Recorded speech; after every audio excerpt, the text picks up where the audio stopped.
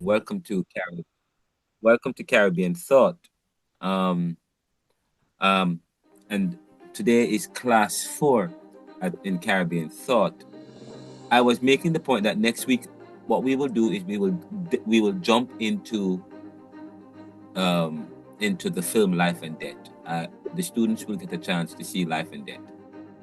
When you see Life and Death, it's gonna expose you to a lot of things. Now, the film Life and Death is a book that was re- that was um, that was released in 2001 by Stephanie and directed and published by Stephanie Black, produced by Stephanie Black. Um, and then it's a film that was based on a book called A Small Place, written by Jamaica Kincaid. That was written in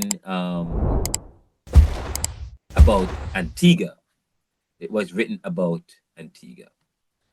Um, One of the things that's quite interesting is that you may ask is how is it how is it that there is a film about Jamaica called Life and Death that is based on a book written about Antigua? That's quite interesting or maybe novel. How are you able to do that? It goes to show how similar the Caribbean experiences, the Caribbean experiences. Again, how are you able to have a film to direct a film and to publish a film, have it and produce a film for the big screen, and it's a docu-film about Jamaica.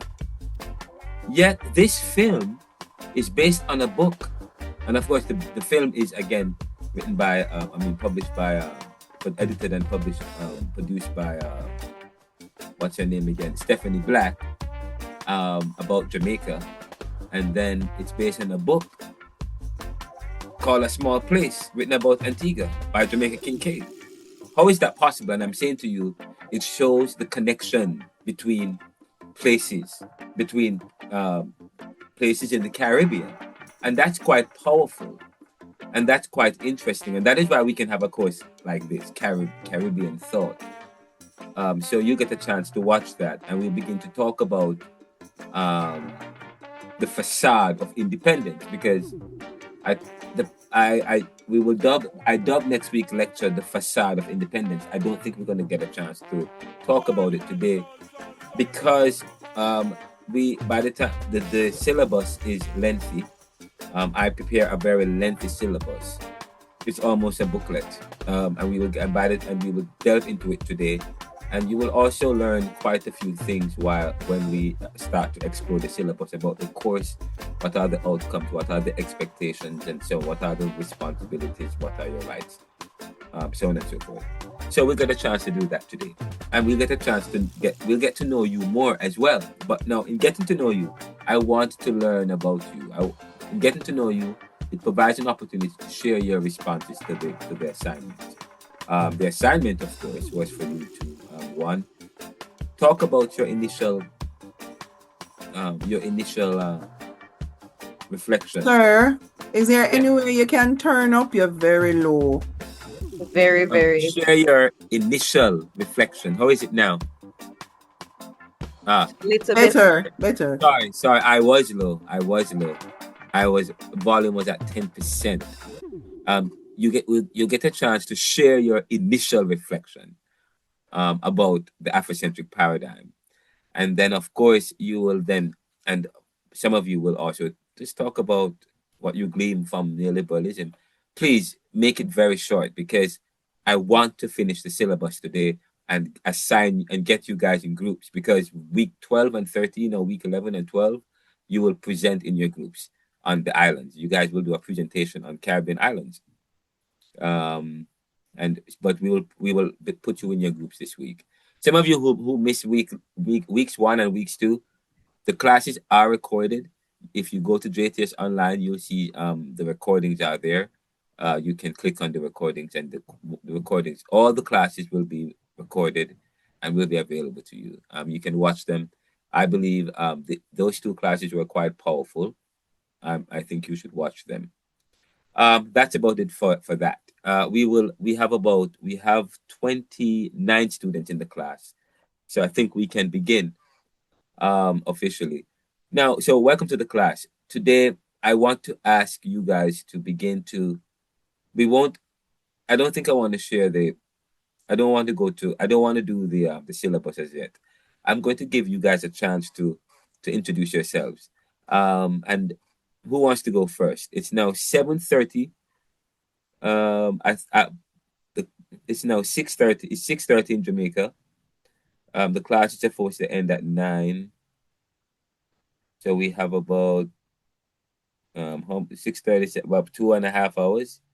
So I think we'll take about 45 minutes to complete this exercise, and then the last hour and a half to finish the hour and a half. About hour and a half to go over the syllabus, and then or hour to go over the syllabus, 30 minutes to put you in groups, and then 30 minutes for you guys to share. So each of you have about 3 to 5 minutes. Okay, so make it sharp, make it sweet. Sorry, you're talking about those persons who have never introduced themselves already? Because we did this already. If you how many of you introduced yourselves? About 3 or 4, right? No, sir. It was 2 weeks out of introduction. Yeah. Almost How all many of us introduced. how many Yes, of- sir. And we already know each other. how many of you have introduced yourselves? I did. I did. Really? I Philip? did too, sir. Okay, but I don't think interesting. Not many people. I don't think many people introduce themselves to the class. Did you talk about what program you're doing, what you hope to get out of the class? Yes, sir, we did. Yes, sir, we did. All right. That was when we had about 17 people in the class. Now we have about 30. About 30. So at least 10 or 12 of you didn't introduce yourselves. But you know what? We're gonna have all of you introduce yourselves again. All right. We're gonna have you guys all do it all over, introduce yourselves, and tell us about and touch on the topic, because remember you didn't get a chance to reflect on the assignment, right? When you introduce yourselves. So let's do that this week. So we will be. Who wants to go first? Sir, Who I'll wants to go go first because I'm not feeling so good. Why are you not feeling good? I don't know. I guess I'm catching a flu. Oh wow. Okay, go ahead. So you want my name? What else? Your name. What program are you doing here at JTS? Are you a first, second, or third year student? What you hope to get out of your studies here at JTS, and then you can and out of the course, and then you get take a crack at the question. What are your initial reflection on reading Imam Azam's Afrocentric Paradigm and the preface of Neoliberalism? All right. So again, good evening. My name is Annalisa Wright. My area of study is social work, and I'm a second year student going into third year. What I hope to get out of school. I'm hoping that this is going to be a space of growth, not only intellectually, but also personally and socially. And academically, I aim to develop critical thinking skills that deepen my understanding in my chosen field. My reflection. I think that after reading the preface of your book, it critiques how global inequalities actually challenges the Caribbean, particularly Jamaica, and how it is romanticized by the world while the real struggles are being ignored. And I believe that you confront the myth of the Caribbean as a paradise, exposing it as as a harmful stereotype that increases colonial legacies and also current hardships such as poverty and so forth. That's it. Wow. What? Wait. Is there anything in anything that you want to, in particular, you want to point to? That's striking that you read.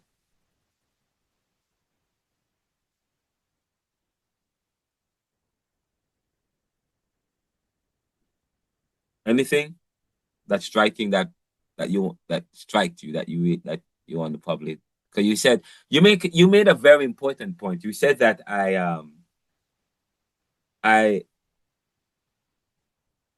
I talk about the deep realities of Jamaica, the Caribbean, and the global South post Mm-hmm. post independent nations. Um, Yet they are largely, or the area is largely romanticized by people abroad. I mean, and that could be true. I mean, it's not be true, but it seems to be there is a conflict here in the sense that it is an island paradise, yet the reality that reality is not necessarily the experience of everyone. And what is Mm-hmm. ironic, that reality is not the experience of many people who live on the island paradise. Mm-hmm.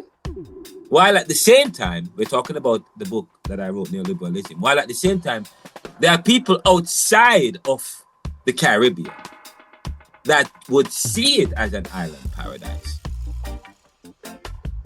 Why is that so? Why is it that that many people in the Caribbean may not or people would may not would have that would not have that experience of seeing the Caribbean as an island paradise as against those outside of it. But anyways, and the film Life and Death is going to talk about that, of course. A very powerful film. It's gonna it's gonna show that in a very vivid way. My book, in a sense, allows you to visualize that for yourselves and to come to terms with it for yourselves. Of course, the Jamaican Prime Minister recently talked about this issue of poverty being down from 16.2% to 8.2%, which is quite remarkable. It's quite remarkable because it was just in 2021-22, poverty was at 16%. And in about just a year and a half or two, poverty went down to 8.2%. Of course, I'm going to talk, and hopefully I get to talk about that later on, or probably in the next class. Because if you guys read the Jamaica Gleaner, you will see my latest article in the Jamaica Gleaner, entitled, my latest article in the Jamaica Gleaner is entitled, if I can find it, it's entitled Poverty Statistics Counting Eggs Before They Are Laid, published May 23rd, 2025. Poverty Statistics Counting Eggs Before They Are Laid. But the Jamaican government talk about, of course, the textbook talks about poverty. Poverty as a reality in the Caribbean.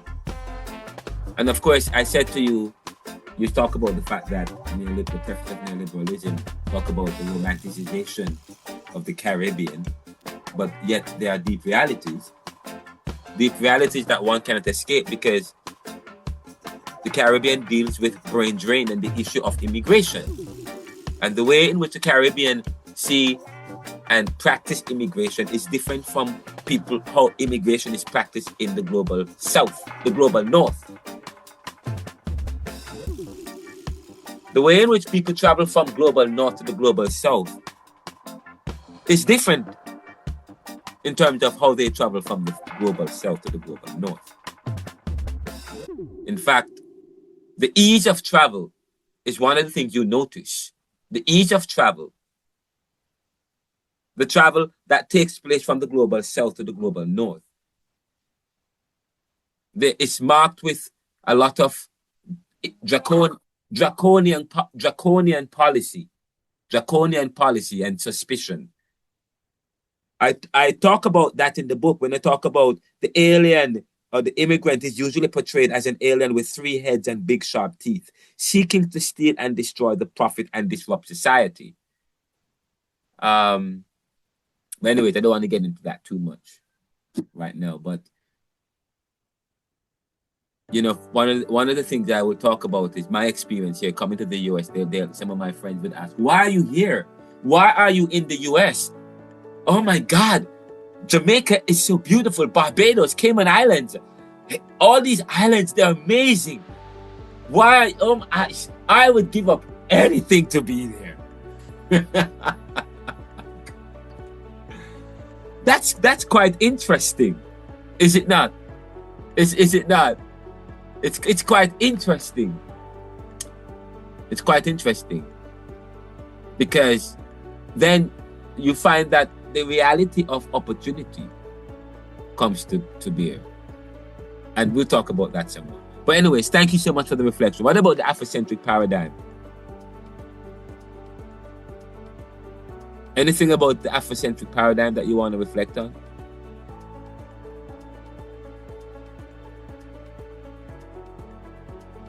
Annalisa?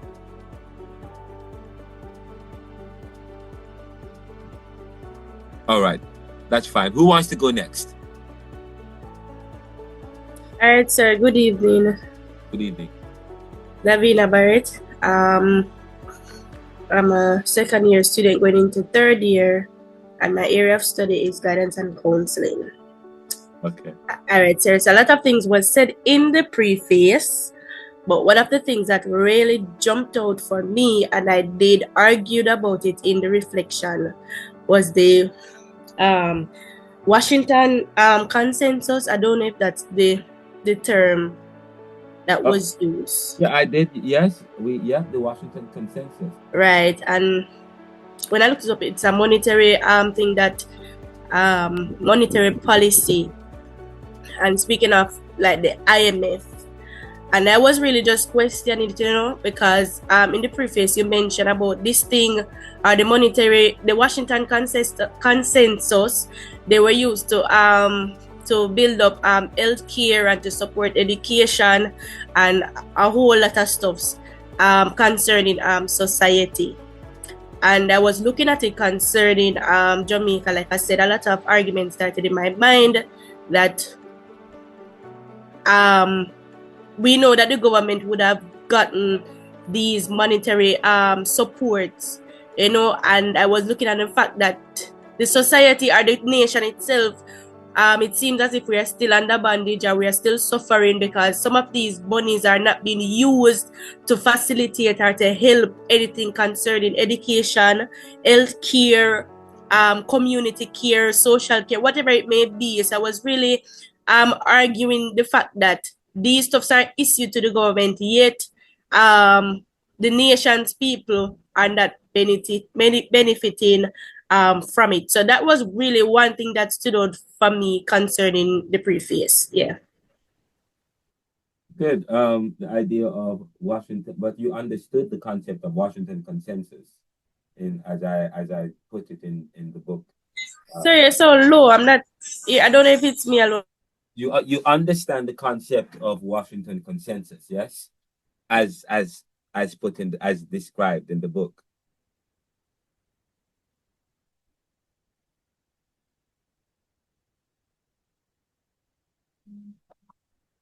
Hello? So you're talking? Yeah.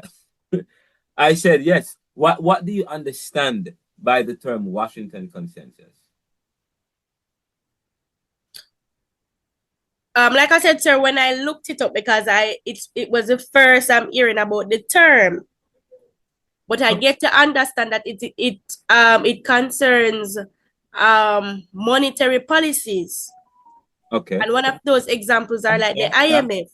Yeah, that is true. It does involve the monetary policy. The IMF played a very significant role in the economic fortunes and the position of the Caribbean nations after their independence, especially after the 1970s, and more so the late 1970s and especially in the 1980s, and it continued in the 1990s and 2000s, and now it's now in the 2000s, and now they have adjusted, and of course now the government now they are now turning their sights to China.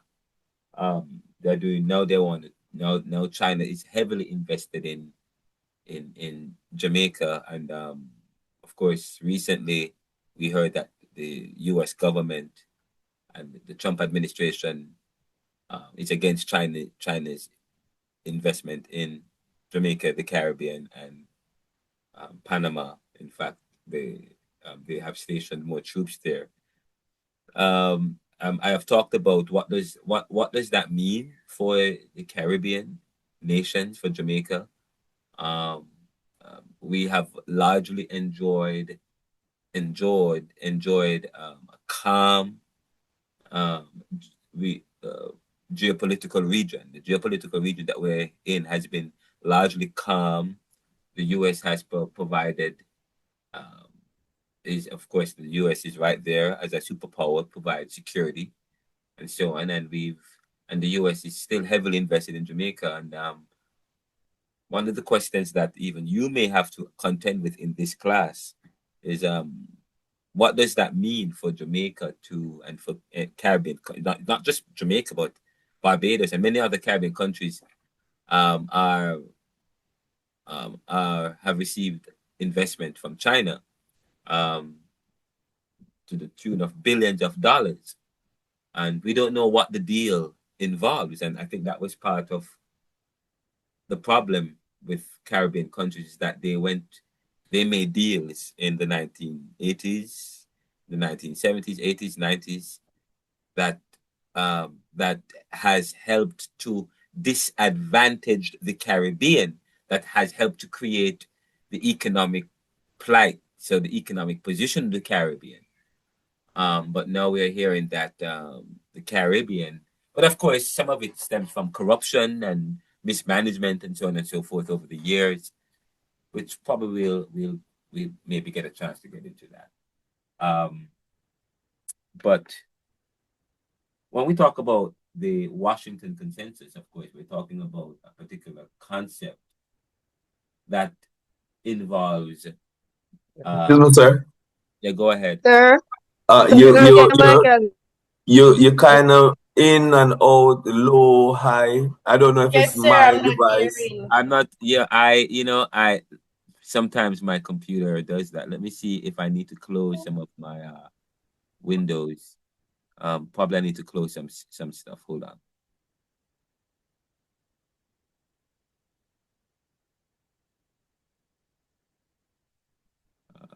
Close some of these windows. And maybe they are interfering.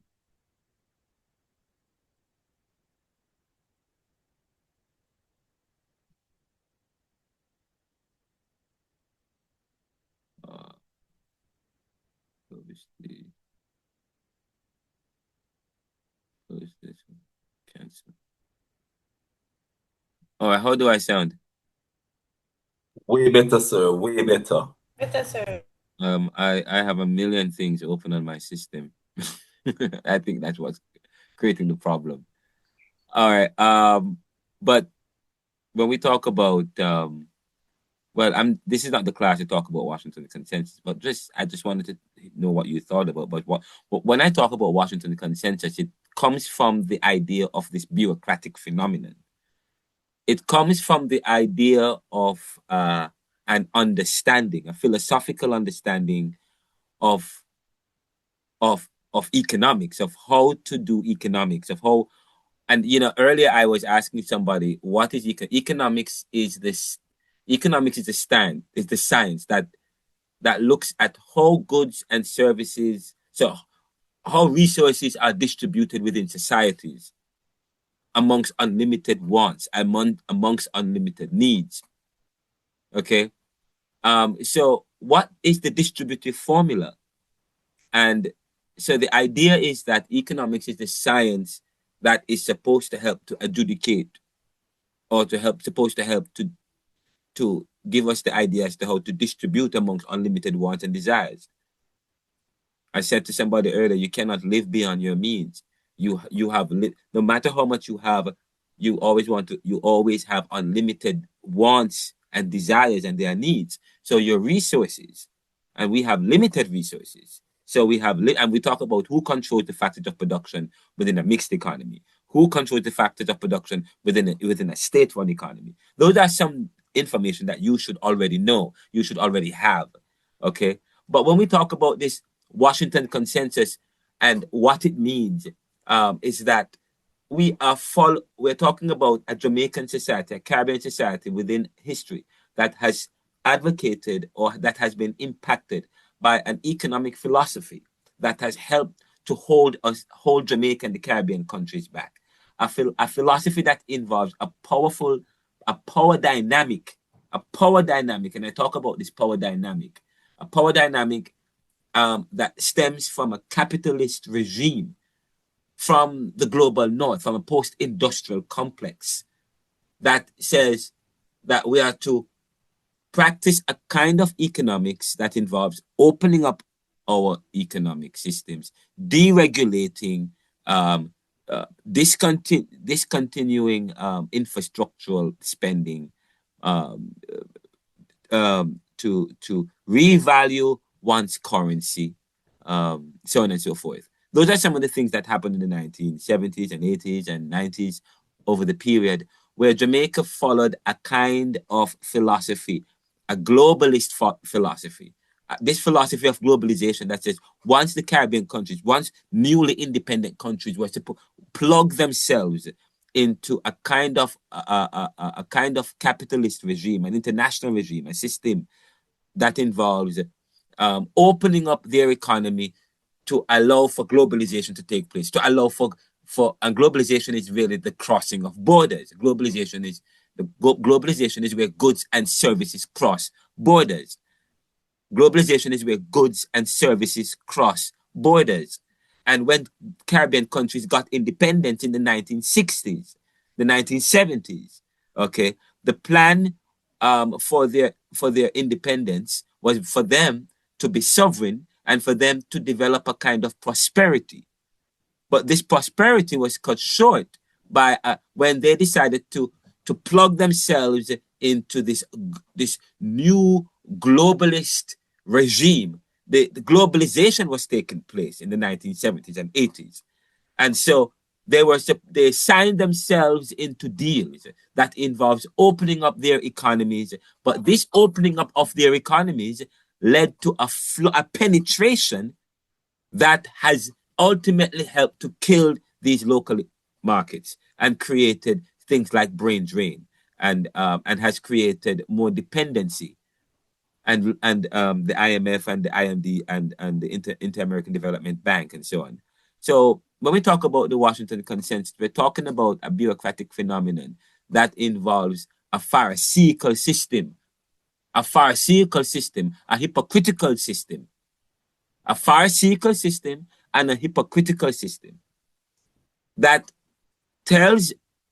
allows the Caribbean countries like Jamaica to lock themselves into economic agreements that says, one, the Caribbean countries were not supposed to invest in their local manufacturers because that would be that's unfair competition, because we are involved in a global competitive market. And if Caribbean countries borrow money from the IMF, borrow money from the World Bank, borrow money from the IMDB, and so on, and use that money to invest in their manufacturers, in their farmers, in their industries, it means then that it would put Caribbean markets at an advantage over the post-industrial, over the people who is lending us the money. One sir. So the Washington Consensus was a created philosophy that has helped to trick Caribbean people in the sense that, fine, the Caribbean decided to deregulate their economies. The Caribbean decided not to invest in their local manufacturers. We'll see that next week. But however, while the Caribbean was doing it, you know who was not doing what they had asked the Caribbean to do? The post-industrial countries. They were investing in their local manufacturers. Yes, they were investing in education and providing benefits that they were expecting the Caribbean countries not to do. That has also helped to create this unfair competition. Go ahead, Howard. Good night again, sir. I hear the point, valid point, but I have a question, sir. Yeah. And I'm looking at it from a perspective of being a business person, right? If you're going to borrow from me to invest in a particular thing, it must mean that whatever you're going to invest your money in is guaranteed my return, right? That you will not come back to me and borrow. So in the case of the Jamaica or the Caribbean, borrowing from these loan entities to finance their or to invest in the local market, in the farmers and so forth, they would have to look out for themselves as well. So I can't fault them in that way, sir, because again, they would have to look out for themselves, look out for their interests. And I think that's where the problem is. I think Jamaica and the Caribbean for far too long has been looking out for other people's interests except our own. And rather than building capacity with your own people, you tend to be looking outside of, we tend to look outside of ourselves for solutions. And I agree with that point. I agree with the point that in terms of developing capacity, that has been part of the Caribbean problem, capacity, and developing our capital-intensive capabilities. That has been part of the problem. That's what if Jamaica get money or investments, they should look to invest the funds that way. But outside of that, what I'm saying is that as it relates to the Washington Consensus was, and that's the point I've often made, Howard, and the film Life and Death is going to talk about the fact that the Jamaican government and Caribbean government were weak, need, and lack vision because they locked themselves in agreements that ultimately meant them transferring power from their hands to international hands.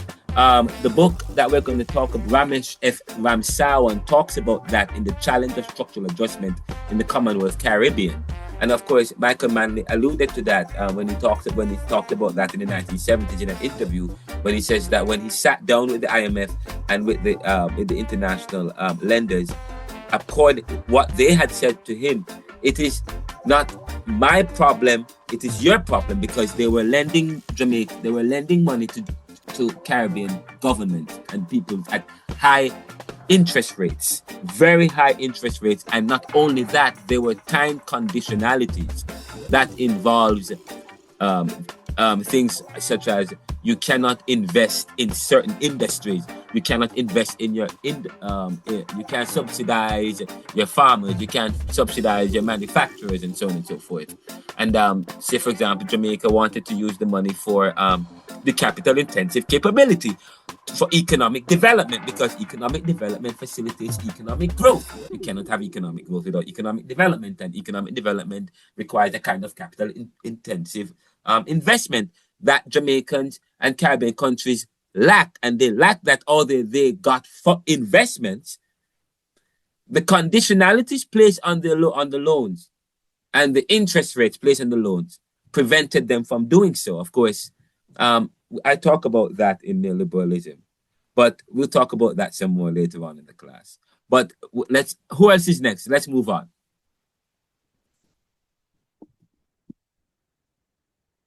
Howard, Howard Bowley, go ahead. Yes, go ahead. Welcome to the class. Tell me about you. No, I already made my point, sir. It was I who spoke. I agree with you. No, but tell me about introduce yourself. Good evening, everyone. This is my first class, sir. I've been trying to log on for the longest while, but I thank God I made it. It's very interesting. I am a final year student. My major is theology. Married, have 2 kids, and I'm a lover of God. Yeah, and I'm looking forward. I love what I'm hearing so far in the class, and I'm Great, looking forward for more interaction and discussion. great. And sir, regarding you made mention of a book that's on the syllabus. Neoliberalism. You'll hear about. We talk about that today. Hope we're gonna wrap up the introductions in about 15 minutes, or Okay. and then 15 to, if we can. I'm a talker, but if I have time, hopefully we can wrap up the introductions, and then we go straight. We take a quick 2 minutes break, and then we go straight into the syllabus. The syllabus is gonna take up the entire class. As I said to you, my syllabus is intense, and it's like it's a booklet. So once you go through the syllabus, you get a general idea of the class. If you guys are joining this class for the first class time, you would have already missed 3 weeks of classes. We've already dealt with a lot.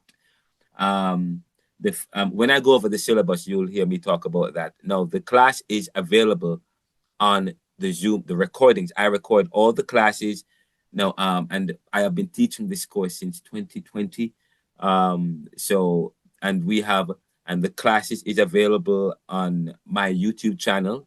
If you go to Caribbean Thought, and there's Caribbean Thought 2023, Caribbean Thought 2024, some one and summer semester, because it's usually this course is offered twice per year, January to May, and then the summer. So of course I did teach this class earlier, and then I'm teaching it again this summer. So but all those, and so the classes are split up in summers, in categories, or in playlists in terms of when the courses are offered and taught. So this particular semester, summer semester, Caribbean Thoughts Summer 2025, will be available on the YouTube channel as well. It's also will be available on JTS Online, the recording. So you can click on that, it takes you straight to the recording. So if you missed the first 2 classes, they are available. Watch them. They are some of the, if I do ask you to, when I write my exam, I look at all the recordings and I pull questions from the recording. So I encourage you to watch all the recordings in class to refresh your memory. And I think the recordings are deep.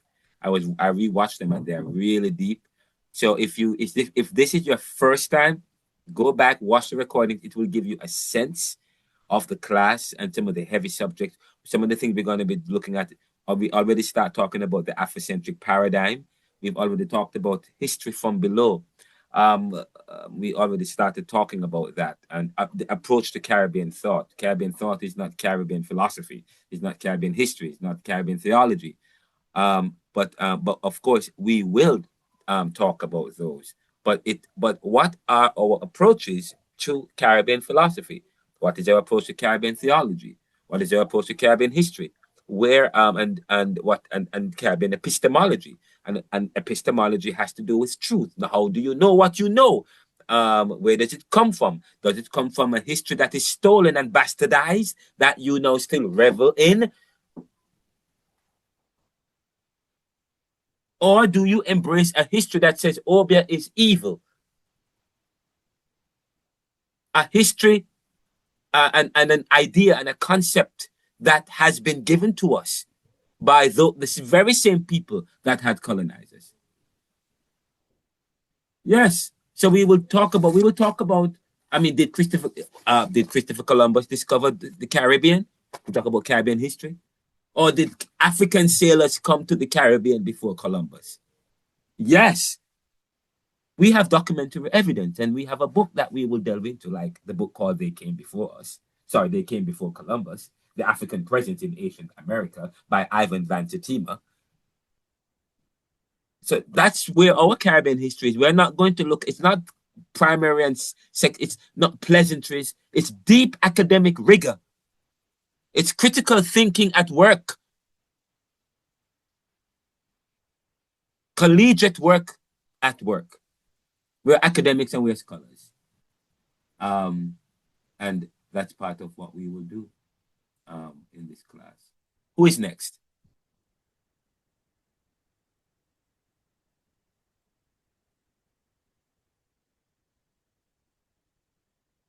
Is that everybody? Kadia, you went already? Carlene, you went already? Diana Campbell, you went already?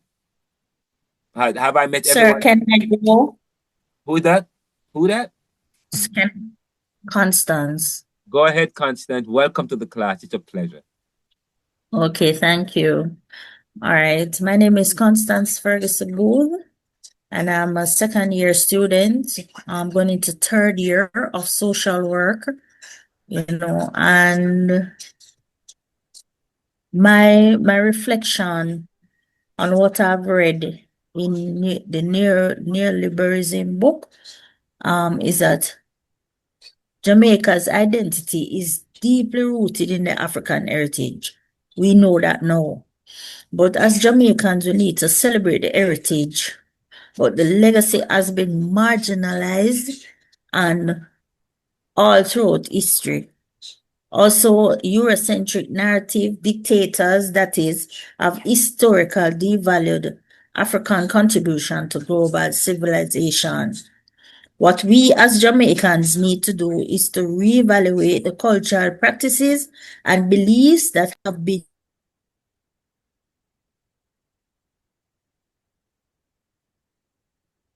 Constance, are you there?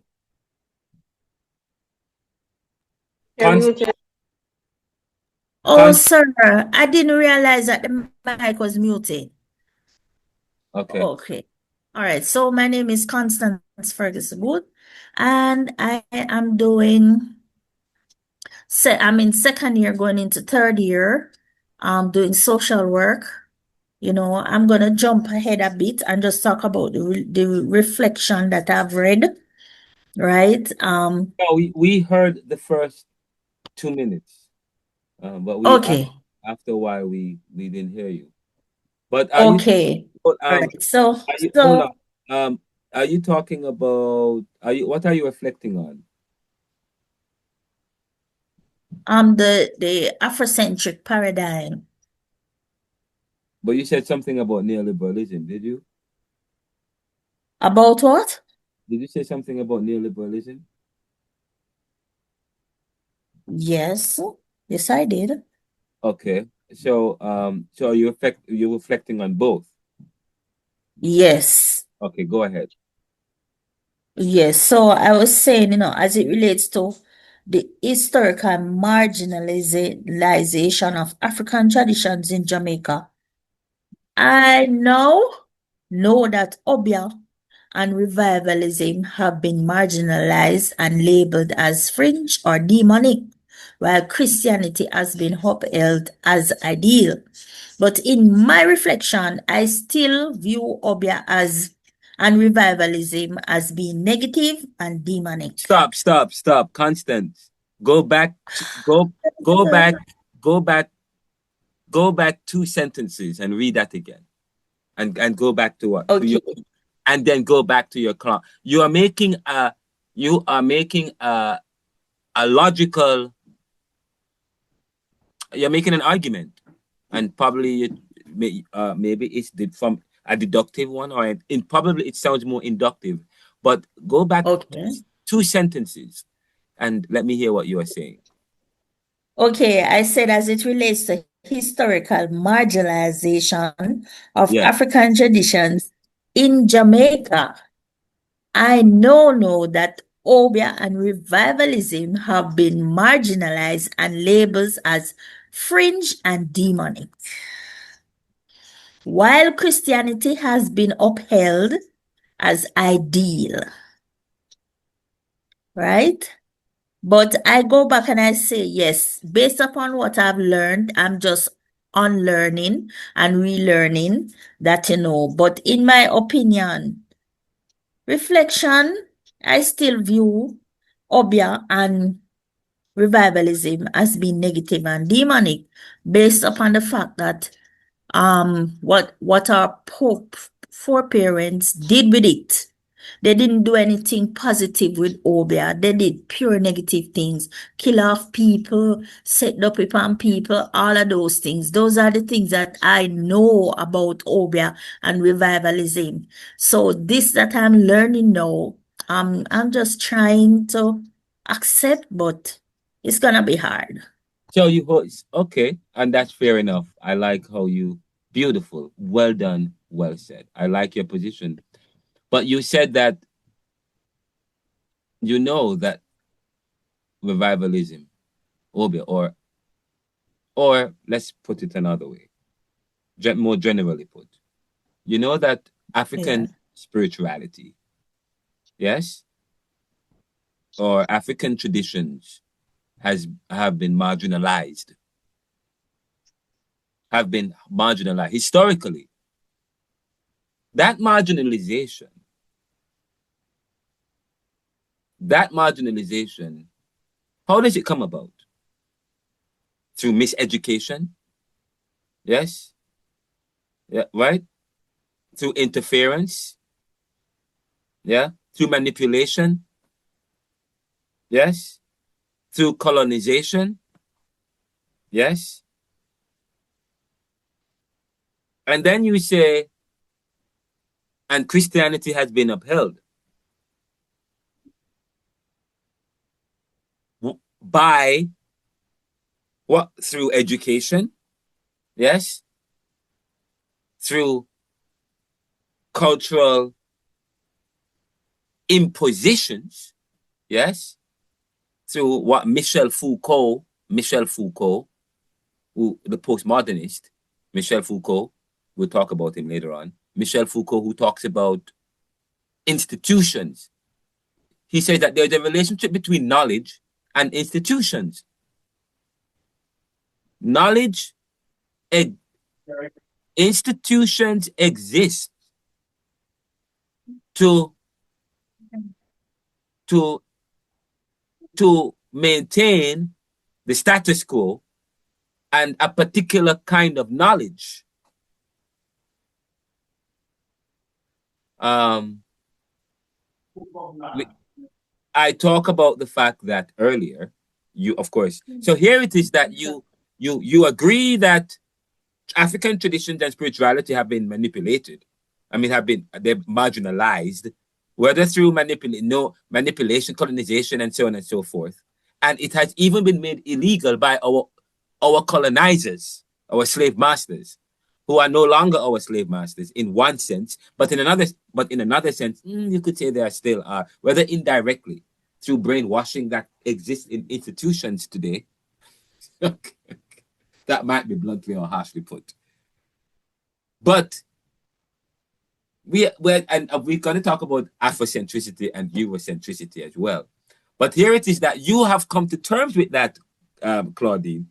You agree that African traditions have been marginalized, and through colonization, Christianity have been upheld and made to look beautiful over anything African, because nothing black no good, because that's how we were taught. Yes, and even to the point where the African look within himself with disdain. Nothing, even within the brainwashing is so great that even within the African himself, the European, our masters can still leave and they can still continue to control us, because now the African look within himself and knows and look with disdain and say, any that what he has is not good, even though he knows he's been marginalized. He know that I don't know. That's a philosophical response, rebuttal to what you have said.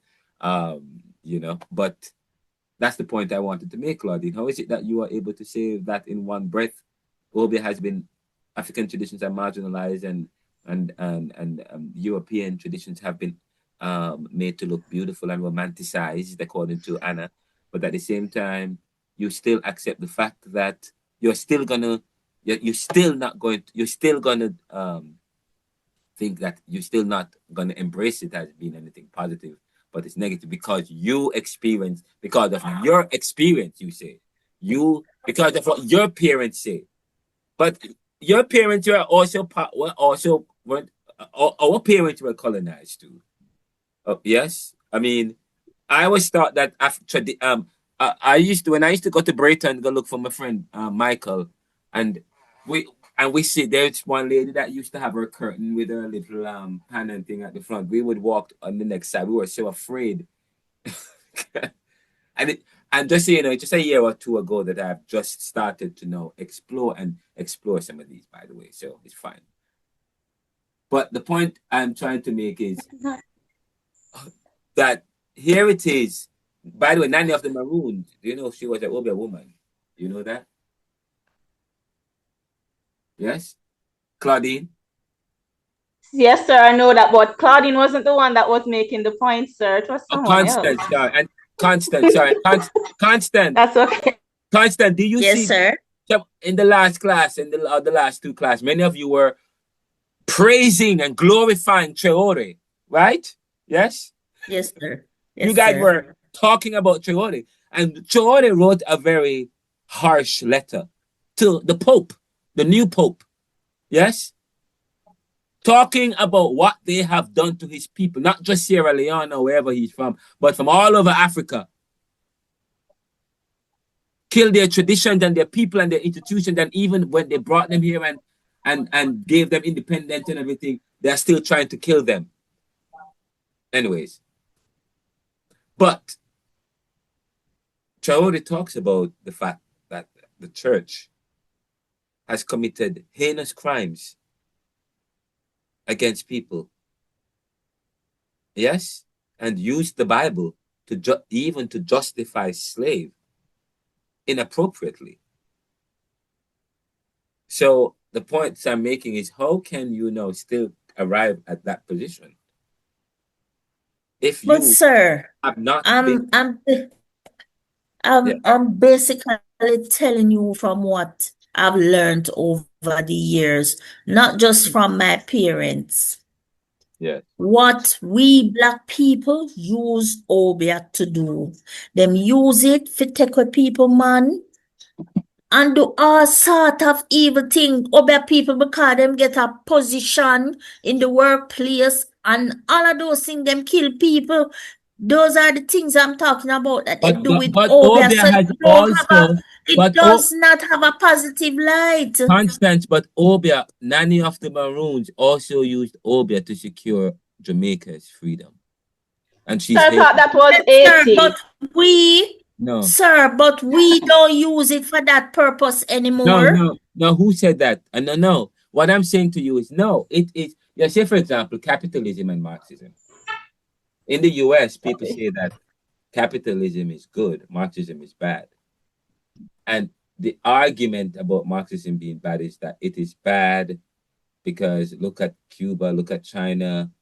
People, you don't have a right to choose; they force you. But that's no. They are using a negative understanding. What they have done is that they have redefined the thing, or they are highlighting the negative aspects of what they know. And even though even though they are positive, they don't want to hear anything about it. They still say that capitalism is good, Marxism is bad. Marxism represents China, capitalism represents the US, blah blah blah blah, so on and so forth. The same thing to go with slavery. In order to justify the enslavement of a whole people from Africa, okay, they created the idea of race in the 1500s, in the late 15 to the 1600s, just as they were about to do that. Okay, race was a theory before, but it was on the back shelves of academia. But when the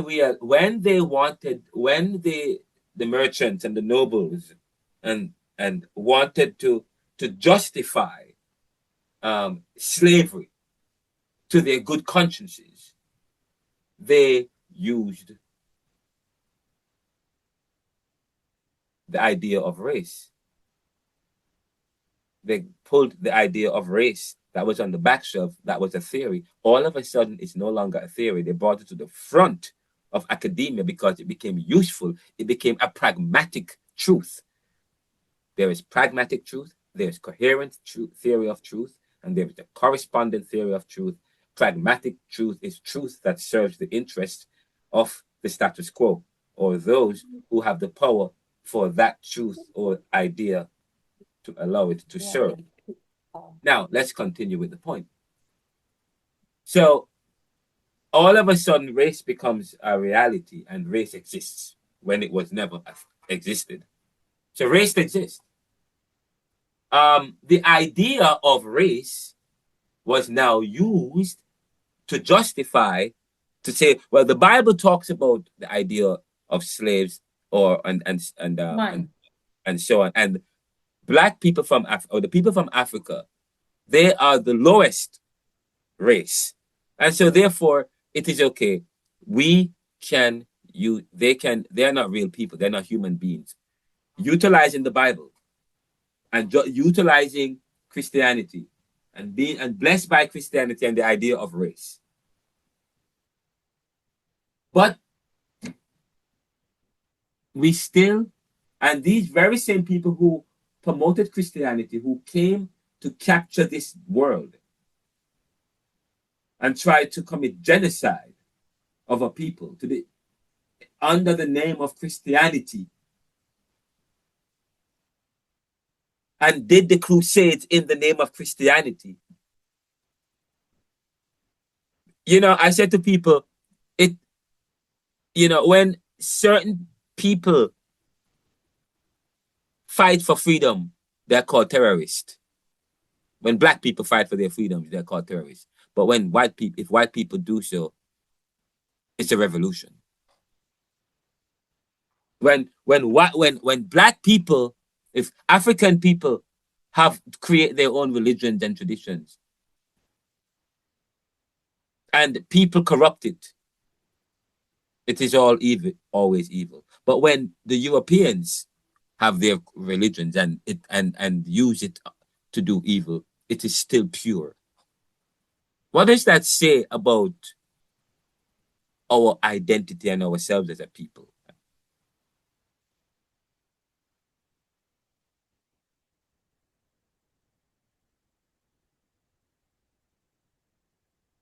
But anyway, that's not for this class. Those are some of the things we will contend with in this class. Who is next? But thank you, Constance. You gave me some great food for thought, and we are going to delve some more into this. So this is not, you'll learn some more about what Obeah is used for. We're going to talk about, because we talk about what is it to abuse something? To abuse something is to use something for what it is not intended for. A knife is good. A knife is useful and effective until someone abuses its intended purpose to cut somebody, but it is still good. It is what's bad. It is the human being that use it to do bad. But it is good. Yes? But it is the human being.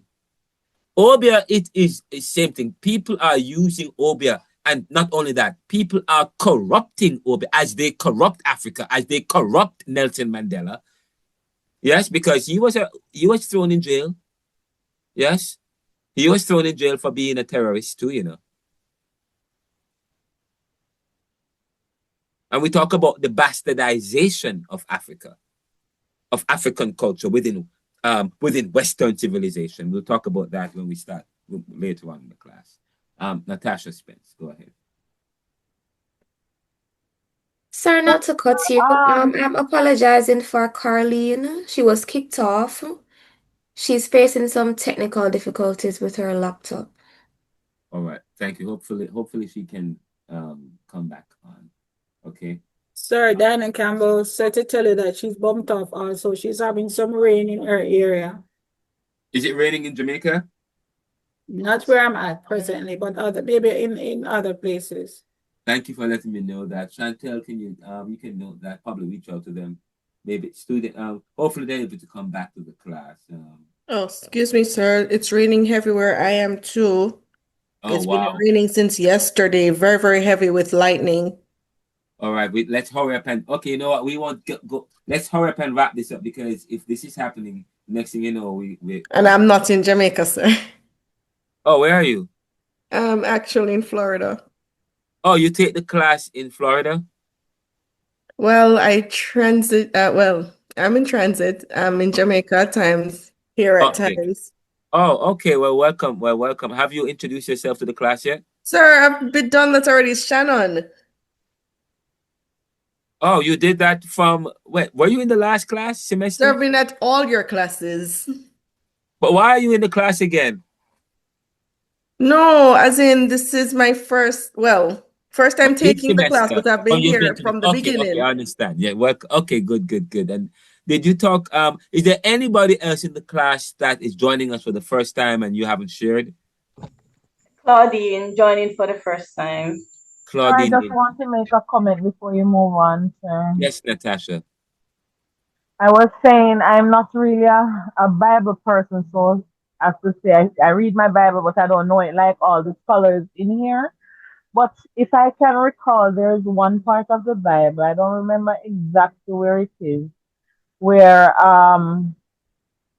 it says something if something about health or sicknesses or whatever, and it says that if you're not getting help from the Bible per se, you must seek physician. Something of the sort. I don't remember exactly, but it's basically telling you that yes, you call upon the Lord and the Lord help you, but what if it is something that you need to seek other help? And it's referring to other help like the bush doctor, the same thing that we call obia and all of that. It's Well, I not mean, only the doctors. but the Bible is also a cultural book. Right, Culture in the sense that there are people who have like the Old Testament. It's right, a cultural book. The Jews use it to continue their culture, some of their practices. The rabbis were the leaders of the cultures. Their job was to ensure that the culture continues to today. Okay, and so you talk about today. What we have is a fight against herbal science or a fight against the bush doctor. So there's a fight against the Obeah man. You know, anything that's against the status quo. We talk about the periphery and the periphery and as against the center. Anything that's not mainstream. Obeah is not mainstream because it's not European.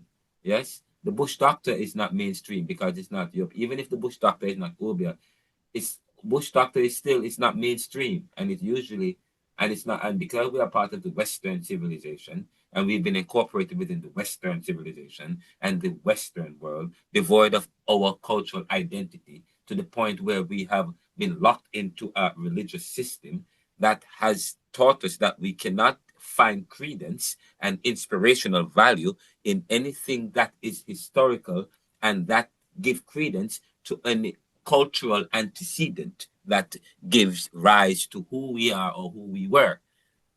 Um, we that is a powerful point, Natasha. I'm happy you made that point. sir, I'm not finished yet.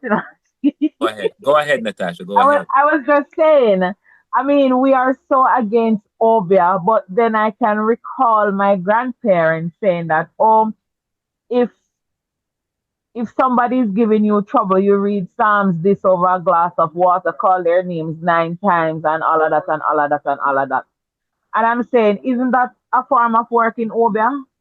Isn't And that a form? I and would sacrifice. what about the key in the door? I mean, have Yes, people and if somebody steal from you, turn the Bible in the key in the Bible, and they will tell you who it is. I part mean, of isn't that part of that comes from African traditions. right? And I'm saying, isn't that a part of I wouldn't say obia is. I wouldn't say obia was a ritual. I believe obia is a ritual. Yeah, no, I mean, So it's a tradition, it's a practice. Yes. right. It's So is it actually a not a religion. ritual? It involves herbal practice for healing, praying to the ancestors for strength. Nanny Exactly. used it for strength to fight the Europeans. Yes, that's what she did. And there are those people who may use it who might think that okay, they're gonna use it also for evil. So okay, Right. so people think that I don't see they, why that persons people are so against obia, sir, when we say we have good and bad. well, as I said to you, please remember, we're going to talk about this. Nothing bad, no good. Yes, nothing bad, no good. All Not sorry, right, sorry. Nothing black, no good.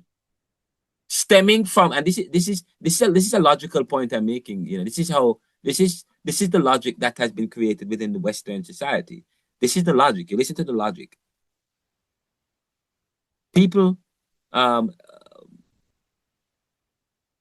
people from Africa, yes, are nothing black, no good. Yeah. People from Africa are black. Therefore, all Africans are black and therefore not good. Okay. Sir, No, listen to nothing black is good, yes? Black is nasty, black is evil, black is dirty. And I've often and when you study, I'm studying Africology. I study Africology, just so you know, and doing my doctorate in Africology, and it's quite powerful to do that. But when you part of that understanding is nothing black no good, is that's the idea within this. That's the Western concept. Black is not good, and then to give a race, and you know when you study Pan-Africanism or Afrocentricity, not Pan-Africanism, sorry, Afrocentricity. When you study Afrocentricity will help you to really explore the concept of blackness. And Afrocentrists will tell you the problem for African Americans is blackness, is that they have turned all Africans into black people. They have turned all Africans into black people, into a color that represents that which is black. I mean, that which is bad, that which is not good, because that is the concept. So not black nor good, all Africans are black. Therefore, we have this consciousness every day of being associated with that which is synonymous or metaphorically black, or whatever the case is, or bad, or no goodness. So, and then when we speak, we say we're going to blacklist people, yeah? And then we said Obia is bad, yes? But that's, I think, and I said it's in terms of, we have to change the way in which the symbols that we use and the names we give ourselves, according to some Africologists, and so on and so forth. According to Frantz Fanon in Black Skin's White Mask. In Black Skin's White Mask, he talks about the independence that the black man receive, or the freedom that we receive. He looks at it with suspicion because he said we should start from tabula rasas as nothing. Tabula rasas. That's what he says. We should start anew the history of man. We should start anew.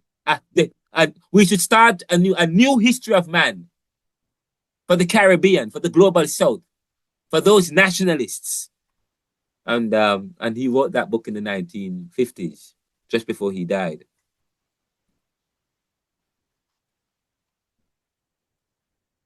Anyways, quite powerful. Who is next? We have we're gonna take two more persons, and then we're gonna take a 5 minutes break, and then we go into the syllabus. Okay? But Claudine, go ahead. Good evening, sir. Good evening, everyone. Claudine Linton. I'm in my third year. I'm doing general studies with an emphasis in theology. To be honest, sir, this is my first time actually being in my face to think about the roots of Africa, where I'm originated from, where I come from. To think that we thought we are free, but when we look at the structures and infrastructures and things like the economy, we are not really free. But one question, and that's nagging me, sir, how can we build a resistance? How can we unite as Black people, build a resistance and not end up like Haiti, where the world cut us off?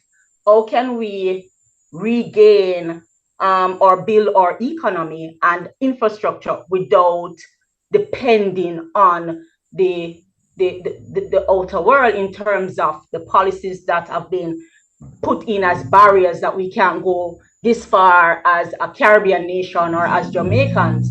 How can we start from there? It is true that we don't really know where we're from, in the sense that... No, stop. Who is talking? Claudine? Yes, sir. Oh my God, man. This is a powerful class. Quite powerful. Quite powerful. How can we build? That's what you ask? Yes, sir. And what else again? How can we unite first as Black here people? we go. You talk about I think you mentioned Haiti. Yes, sir, because Haiti fought for their freedom and they look at Haiti now, they're literally cut off. Nobody's helping Haiti. How can we as Jamaican build a resistance and not end up like Haiti? By the way, you know that you can still go and have a beautiful vacation in one off the Keys in Haiti, though. You know that. Oh, off the Keys. I'd gladly say off the Keys, sir. And yeah, but there are places in Haiti that you can travel and enjoy. It was once the pearl of the Caribbean. That's what. Yeah, it was beautiful based on the history. We've been talking. We've talked a lot about Haiti in this class. We've even written a petition. We've had several classes talking about Haiti. We've done so many discussions about Haiti in this, and we have a petition. Our class here at JTS, the Caribbean Thought Lab, we have a petition. You guys can sign the petition for a Haitian-led solution. We know what's going on in Haiti. We've done some work with Haiti, and we've also talked about La Coucajo, about learning in Haiti and so on. So if you guys want to learn more about what we're doing and so on, please, you can speak with me later on. But you talked about Haiti. Haiti, very important thing about Haiti. We have to learn how can we build, how can we grow. You talk about it as if they have put barriers so that we can grow, but we can't go beyond a certain barrier. Okay, we have to learn from what's going on with Haiti. What happened to Haiti? That's why this class is important, because you're going to learn what happened to Haiti. Why Haiti is in the position it is, because we're going to talk about Haiti. We're going to learn why Haiti is one of the poorest countries in the Western Hemisphere today. Why? Okay, and who made it so? You're going to know why, what's going on with Haiti. And it's not just the people outside. Not to cut you, sir, or interrupt, but I'm not sure if it's even now that Haiti still has to pay France. I'm not sure if that debt was canceled. They have paid off the debt. They have paid it off. Yeah, that has also helped to affect Haiti debt. And the new book that I'm writing talks about there are many ways that has helped to create dependent capitalist nations or prevent the global south countries from growing and developing. One of it is debt. Of course, we learn about debt from the 1800s with Haiti. When Haiti got independence after their revolution in 1804, after they got independence, 1804, none of the established countries recognized their independence. The US, the UK, nobody recognized their independence. Because France said that they had to pay them. Because France did not recognize their independence, and France was part of those countries, the post-industrial power countries. They're friends with the powerful countries. They're not nobody recognized Haiti's independence. So they said, in order for us to recognize your independence, you have to pay us billions of dollars. And for years, Haiti was in debt to France, and that has helped to keep Haiti down, in a sense, keep them dependent. And then, of course, after that, you have the problem with the other countries, the US and other countries try to take over Haiti. There's also infighting. There is also the issue of elitism. Almost same thing happened in Jamaica in the 1980s with JLP and PNP. Almost happened in Trinidad and Tobago.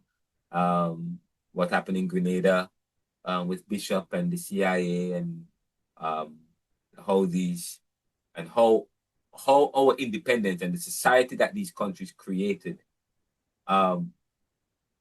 allows for the constant penetration, manipulation, and the kind of power dynamic that exists.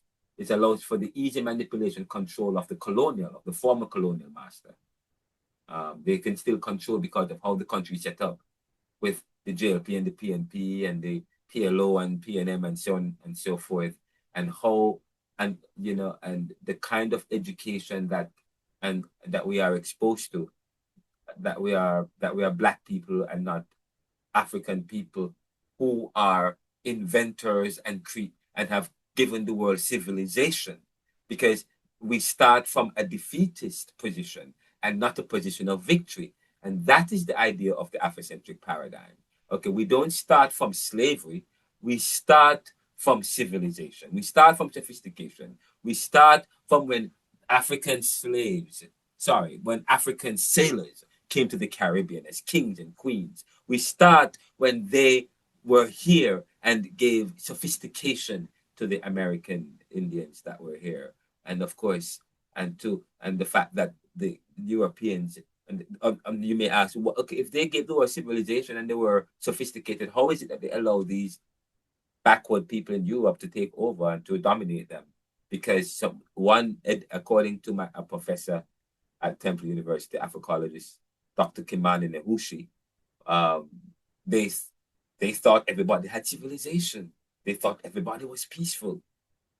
But I don't know if this is not an Africology class, but we will talk about some of those concepts. We won't be able to take any more students in the class. If you have not, David, are you new to the class, David? Yeah, I'm new to the class. What's going on? My first class. First, second year student. Tell me about yourself quickly. Well, I'm David Foster. I'm a third year theological student. I'm listening and processing. Good. Yeah. Good. All right. What's your theology student? Yes. What have you been able to review the syllabus? I have not yet been able to review it. I was trying from 2 weeks now. I basically give up, but let me just try again today, and it goes through. So I will. Wow. Well, if you are new to the class, Chantel, are you still here?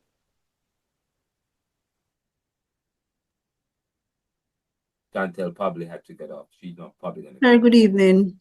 Chantel is the just give your name to Chantel. She'll send you the syllabus in an email. If you're not getting the email, let us know. Yeah, go ahead, Joan. Sir, good evening. My name is Nalisa Palmer Williams. I'm new to the class as well. What? Third year, first year, second year? Second year. Okay. I'm in the field of guidance and counseling. Okay, that's good. What do you hope to get out of JTS? Sir, I hope to gain a deep understanding of the rich history and culture and social dynamic of the Caribbean region. So I'm here listening as well. Very good. Very good. Thank you so much. What do you know about the Afrocentric paradigm, or do you know anything about the text? What is the textbook, neoliberalism, or do you know anything about Afrocentric paradigm or Amamazama? Do you know anything about about the readings for today? I'm new to it, no, sir. All right. For those of us who are new to the class, I hope that you get that you have to watch those 2 videos that's available on JTS Online. Or you can go directly to the YouTube channel and go to Caribbean Thought Summer Semester. Anytime there is a new class, it's recorded, it's edited, and it's posted up on there. Please make notes when you watch the videos. Thirdly, I did ask the students to do a reflection on neoliberalism, the preface of that book, and to do a reflection on Amamazama's Afrocentric paradigm. So those are some of the 2 things. And if you go to JTS Online, there's an introduction, you can read it. Okay, but that's about it. But welcome to the class. Oh, yeah. Who is that? Carl Ajo? Yes, sir. Good evening, sir. My name is Carla Jo Quinlan Saunders, and it's my first time in the class. Well, I tried last week, but you weren't here, and I really did not get a chance to put the assignment together, sir. Okay. But I am a theology student. I'm going into 3rd year also. I was there for a little. I was there a couple years ago, but I had just restarted because I had break for a long while. Okay. So I'm listening to the conversation and the different aspects of the prefix, sir. It is very interesting. So I am really open and ready to learn some more about the Caribbean, to also understand about some of the topics that was spoken of earlier. And I've heard the concept before, nothing black no good or so forth. So, but because we know better, because we're Jamaicans, I mean, we do know better, and we are positive onlookers. So Next we week, always see the brighter side to life, sir. that is true. Next week, I will the lecture next week will be available in print, so you will have that available. That's probably one of the ones you'll have in print. I think I also have a 35-page copy of my lectures, which you will get circulated. Okay, Secondly, sir. I didn't tell you that week before last for some of the student tutors, sir. But a lot of this stuff is new and fresh as well, so some of them is not available. But Your voice getting a little bit low, so sorry about that. But you will. I believe you'll have fun next week. You watch a video, and when you start, you'll learn some new things that I hope you will enjoy. All right. But welcome to the class. All right. thank you, sir. I'm looking forward, and I haven't gotten the syllabus as yet either. We'll ask So you. Hopefully before the end of this class, all the students will get it. I'm gonna ask. okay. All right. Before you leave, every student must have the syllabus. I've updated it. It's on JTS Online. So if you go to JTS Online, click on it, it should upload directly into your thing, onto your computer. I think that's how it works. I don't know, and that's how it works for me when I go on it. But if you should be able to download the syllabus easily. Okay. And I also sent you a copy in a message to JTS Online, but we will also email it to you. I'm gonna try and have Chantel email it to you. Chantel is my assistant, and she's the lecturer's assistant. She's a graduate of JTS. She has a bachelor's and she's doing her MBA at a university here in the US. All right. Thank you. Yeah, go ahead. Yeah, man. Anybody else? Did I miss anybody? Narissa, Jose, did I miss you?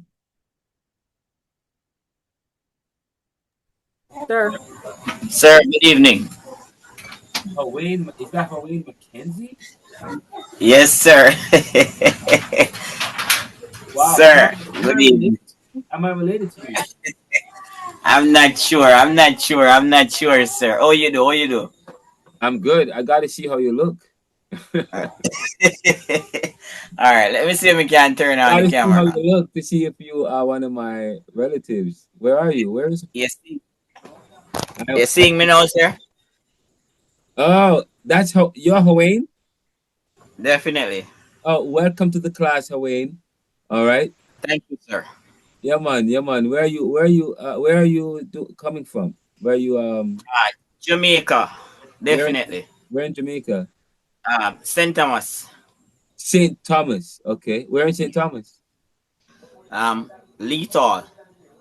I know Lethal very well. I've been up Lethal before. My parents used to pastor a church in Morant Bay, and I think we used to go to Lethal up there to do mission work. But what's going on with what's going on with that in Lethal and that new the Prime Minister? Is that AI or is it real? That new complex in St. Thomas? Oh, the urban center. Yes, man. Yes. It's real. Wow, it is real. Beautiful. They were working on this. I didn't know they were working on. What is this about? Is it? I mean, what's going on with it? Tell me about it. Is it do you think it's going to create opportunities in St. Thomas? Because St. Thomas is one of the poorest places in Jamaica and in the Caribbean. All right, so that is not true. So don't, sir, that is not true. Wait. Yes, Lilith, I'm in agreement. It is true, Lilith. We are not the poorest. When I talk, hold on. When your professor speak, I don't speak off the top of my head. Just so you know, I'm gonna tell you who I am after when I'm done. Just so you know, I'm saying that's not fact. It's not fact. Why? Why it's not fact? Tell me. You need to travel to Jamaica. I said St. Thomas, yes, was one of the poorest places in the Caribbean. Was one, not anymore. One of the poorest places in the Caribbean, in Jamaica and the Caribbean. And I'm asking what's going on. Is it what's going on? They've built this new facility. Owen, tell him what is happening. Yeah, tell But me St. what. Thomas is still underdeveloped. Yes. I would agree with Jerome if that Jerome, it's really underdeveloped because I'm living here over 30 plus years now, and there are some things that we still don't have full access to, like other parishes, but we are getting there little by little. However, concerning the urban center, as you asked, sir, yes, for some, I believe that the urban center will bring yes employment for the parish. Yes, but for some reason I'm still not waiting to see the real economical development from the urban center. Based upon what I'm hearing, because I wasn't at the opening ceremony, but persons that went share with me that most of the businesses that are there, persons native from the parish, only about 3 persons got shops at the urban center. So it's mostly hold on. persons From where? from Kingston, businesses, Kingston, Okay, coming all right. into the parish. Interesting. Yeah. What about employment? So it's only What about employment? Is it gonna provide employment to the locals, or is it also people gonna be coming from outside of Kingston to work? Driving into the place. What kind of jobs will be available? Do people in St. Thomas, do they have the skill set to take those jobs? What else I wanted to? Those are some of the questions I wanted to find. You said only 3 people. Oh, I mean, are you gonna have our Chinese people coming to work there, or international gonna be driving like what they have at the free zone? Are we going, because eventually that's what happened with the free zone? Can you answer that question? all right. So I think as I said, there are multiple businesses that are there, but most of the businesses that are there are from businessmen are from Kingston. So I'm not sure if they will be employing large portions from the parish. The only business that is there that I heard of is seeking employment for persons know is the KFC. Not sure about the other businesses, but so far that's what I'm hearing so far. Wait, they're gonna have so they're gonna have KFC. St. Thomas don't have a KFC? Is this the first one? So it's the first one. Yes, the first one. Now turn to Lilith. Lilith, where is Lilith? Lilith, I had said earlier that St. Thomas was or is one of the poorest parishes. I said was because I don't have figures as at today, but as at 2 weeks ago, St. Thomas was one of the poorest parishes in Jamaica. Now tell me, now I would like you to refute that. I'm not gonna do it because I'm not in the mood. No, but you cannot, in this class, you cannot refute something without having proof. You don't leave things hanging. You don't make a statement without the ability to back it up. So you have said I did not say I could not. Challenged your professor. You challenge your professor. You have challenged your professor. Now, wow. I want you. Very well. So now I want you to tell me how your professor is wrong.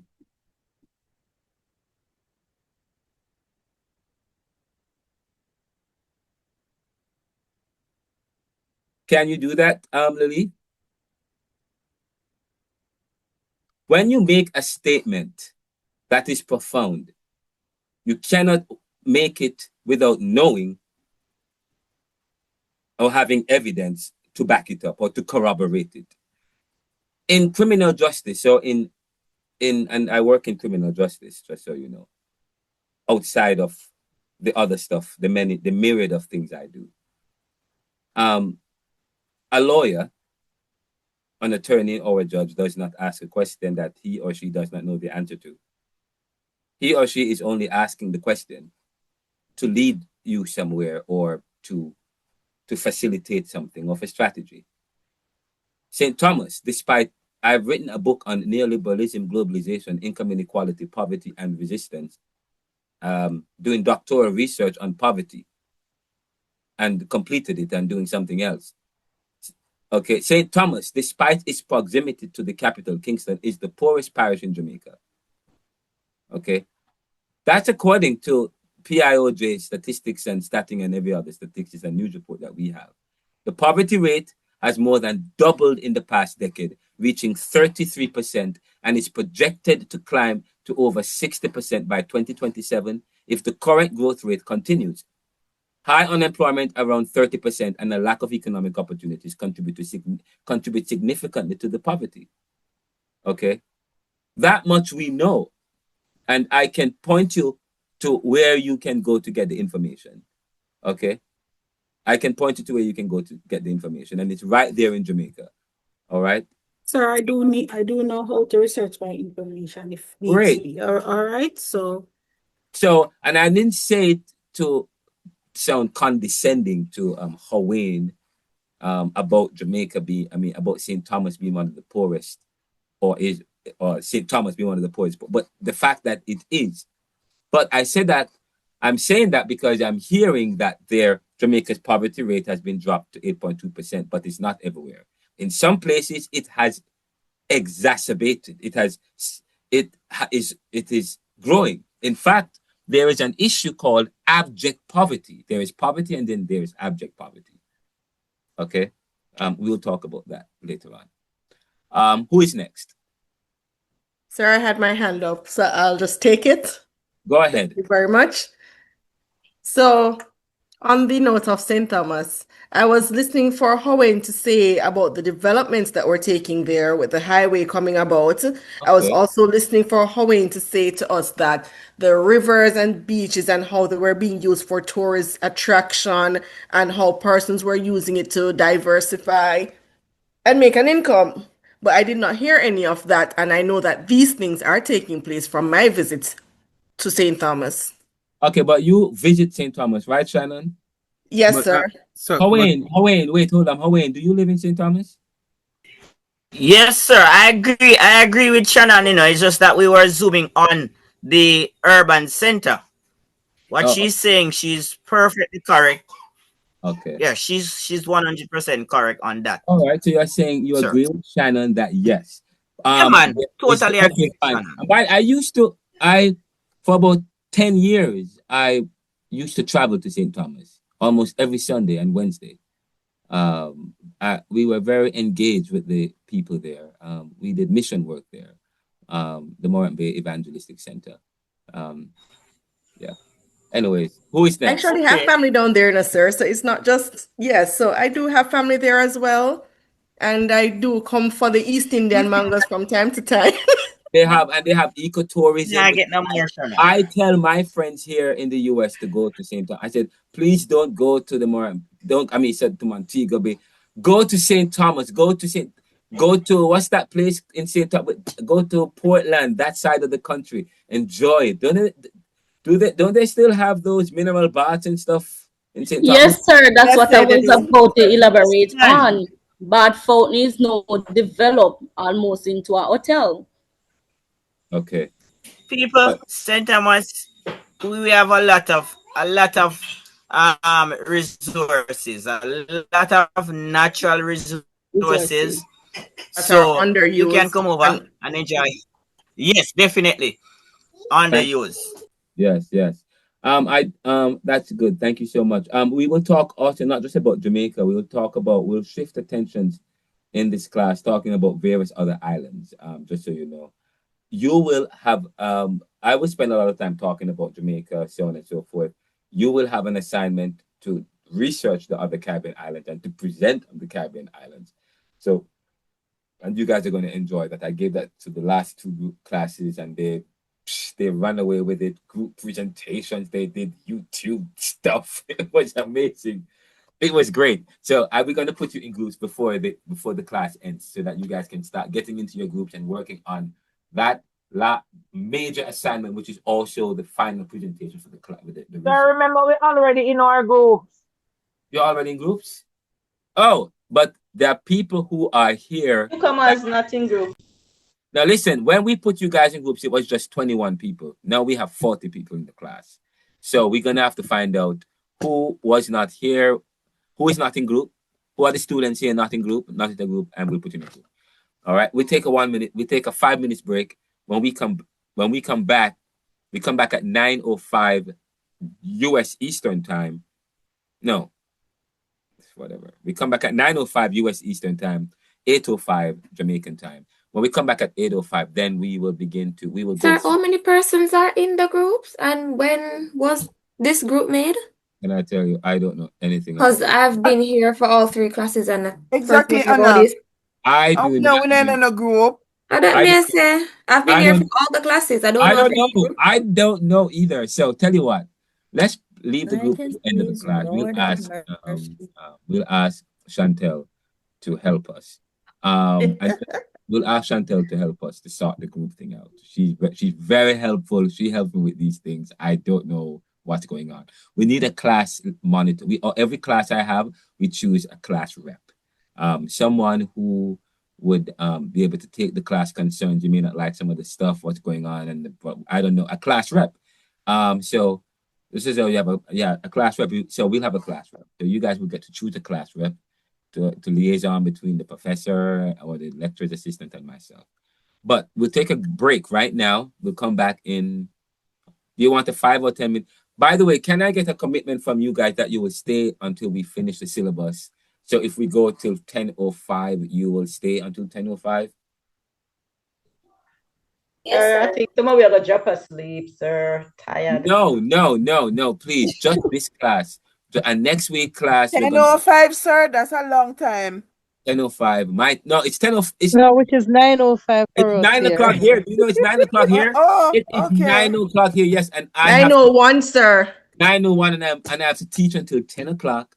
And then when I'm done, I continue working, doing some reports that I had to do that I couldn't get to because I have to teach. And then I finish that report at midnight tonight. And then Sir, I will commit, but let me remind you that because of the lightning storm here, the laptop is plugged out. all right, so And tell you what, run let's that be hurry risk. up and quick. I need to. So you guys want the break now? A quick 5 minutes break to stretch your legs real quick. Yeah, we will. Yes.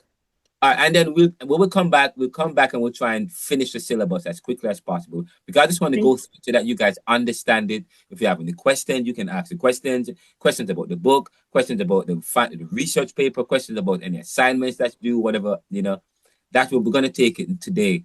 And then after that, I don't want to have to revisit this. I just want to take, so the final hour of the class, we're going to go through the syllabus, the requirements, what you need to be doing, and so on.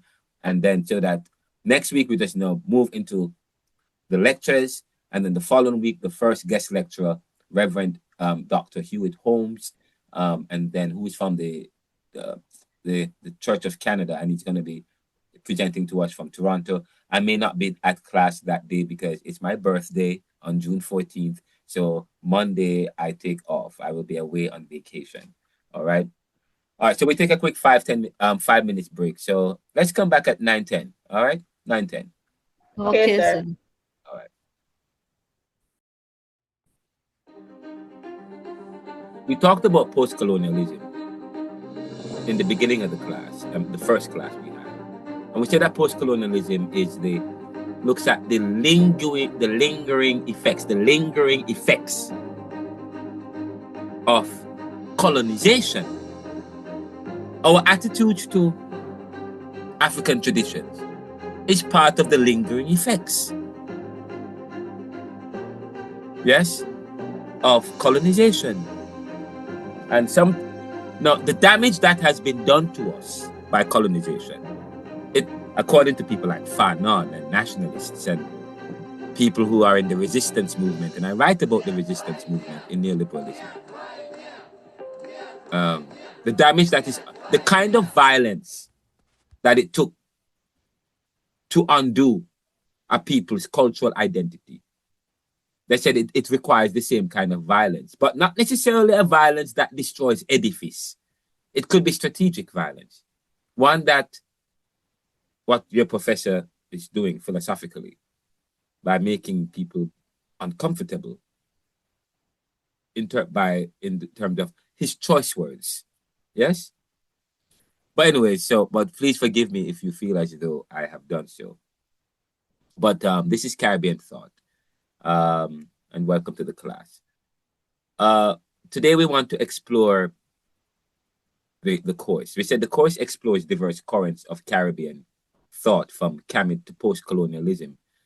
In fact, I'm going to stop sharing my screen because I was going to share the PowerPoint presentation, but I'm not going to do that because it's very short, and then I want to delve into the syllabus, Caribbean Thought summer semester. In fact, I am going to go to here we go. Open it. Caribbean Thought summer semester. Where is it? There we go. Read layout. Review. Read layout. There we go. Now I can share my screen. Again, go to this. So I'm recording. So this is the syllabus. Now, that's fine. if you guys have the syllabus, I'm Ronaldo McKenzie, the author of you would see the course outline, the Methodological Seminary, the lecture, the course title, Caribbean Thought. Your lecturer, Reverend Ronaldo McKenzie, lecturer's assistant, Chantel Burton, head of department. The course code is a 2200 level course. Every course has a level. This is a 22, it could be 22. When you get to the PhD level or the graduate level, you're going to see courses level like at 600 level, 500 level.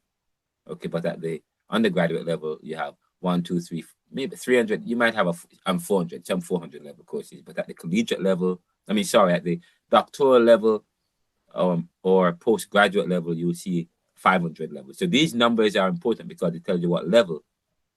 And those levels tells you what you are able to do within a course. With the total number of hours you're supposed to be in the total number of hours for this course is 42 hours. You are required to do at least 39 hours in order to pass this course. If you do less than 39 hours, you will have to resit the course. Remember that. And it's not just, that's how courses are written. Courses, Sir? Go ahead. Go ahead. Chantel? Chantel?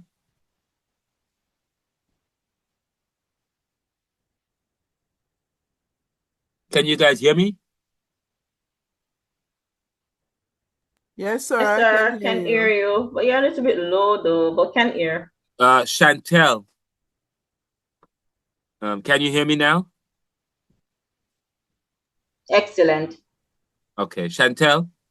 Sir, it looks like she's bumped off. She's not on the platform. She's having internet issues, and I think it's getting worse. It's, No, sir, I'm driving, so where I'm driving, sometimes the cell service is not where I'm at times. I'm on the toll road and home. what's going So on?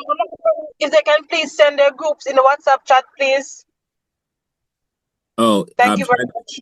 Chantel is asking you guys to send the groups that you have chosen that you want. If you have chosen a group, send it to her. If you have not, that's fine. We'll put you in. WhatsApp group. Thank you very much. You can send it via the WhatsApp. I think some people are having problems.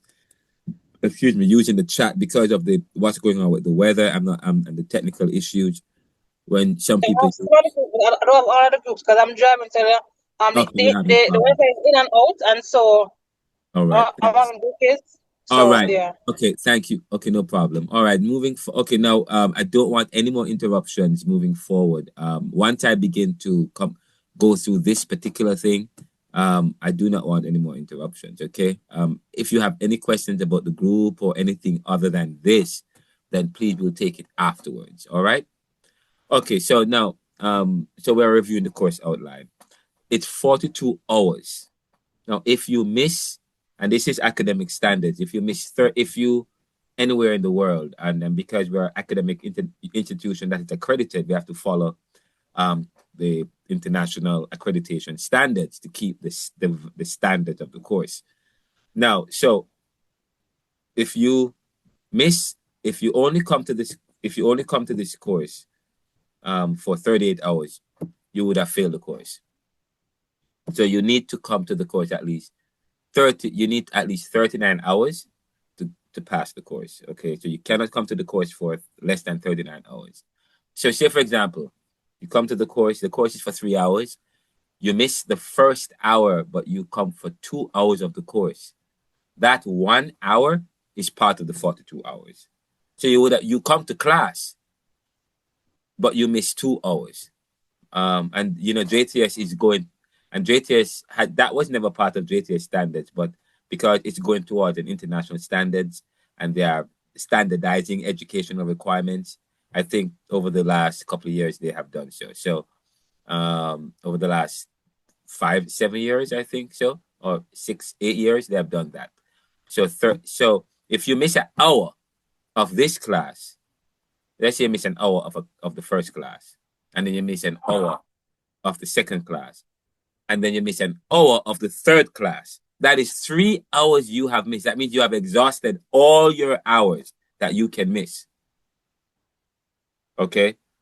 I think so. I'm encouraging you guys. So it's not just missing the class where that can affect your class attendance, but it is the time, because we are also using contact hours. So if you only come, and we use Zoom to trace your contact hours. So if Zoom says to us you've only been online for 38 hours of the entire 42 hours that we've had class, or and sometimes let's say, for example, we didn't have a class in week 3, but we gave you an assignment to do the reflection. I'm using that to mark your attendance. When you complete the assignment and submit it, you submit it means you attended the class. You had a class, you submitted it, you did the assignment. The class was for you to read the preface of neoliberalism, read Amma Mazama's Afrocentric paradigm, and of course, to demonstrate that you have done so, you're supposed to send in an interaction paper, providing a response paper, discussing concepts raised or ideas raised, or you could have sent it in the paper or discuss it in the chat. But I'm just using that as a way to determine that.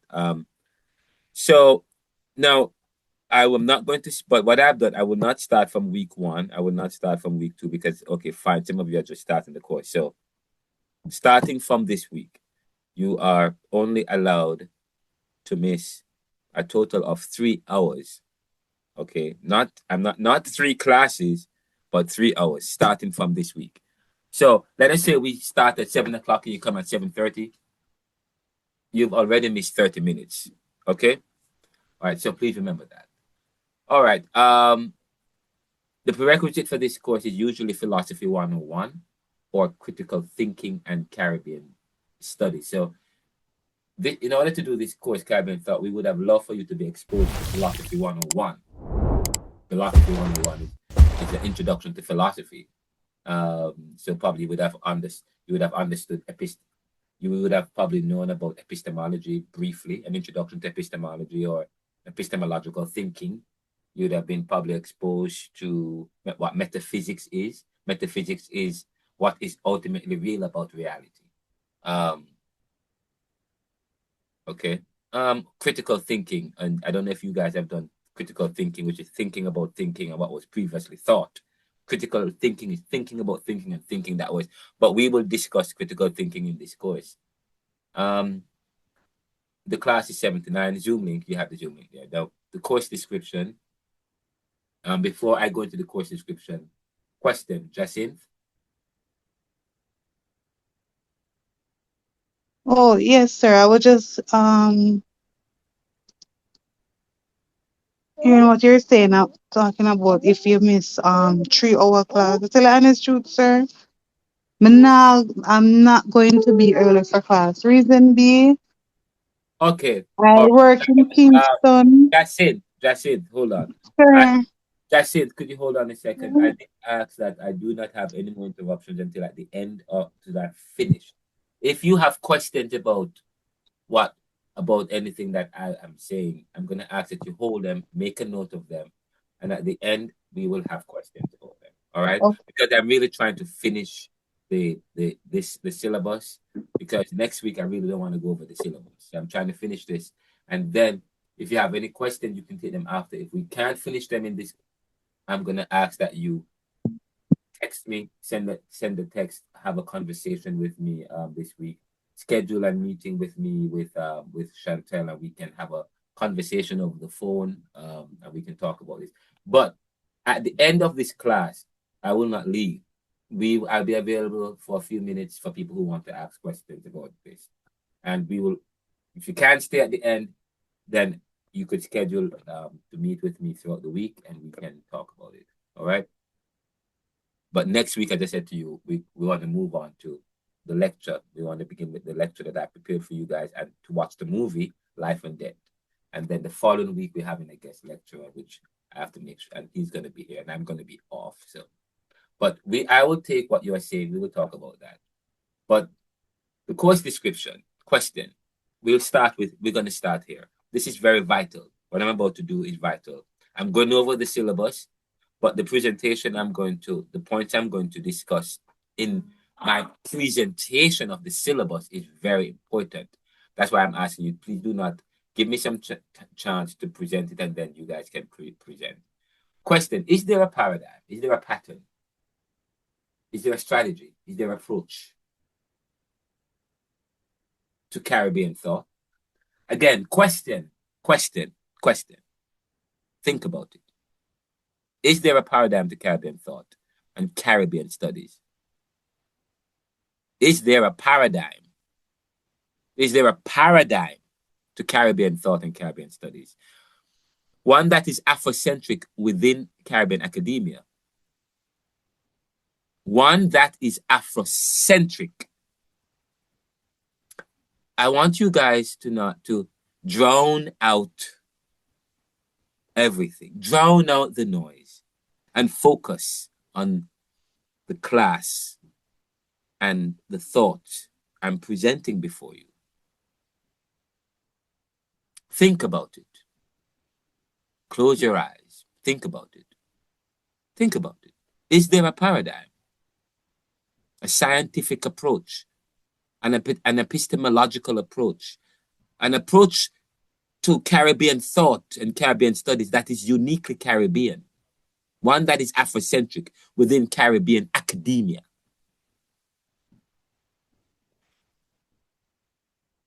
What am I asking? What am I getting at? Or is there a paradigm to Caribbean thought or Caribbean study that is Afrocentric within Caribbean academia? Or is it European, Eurocentric? What is it? We will begin with that.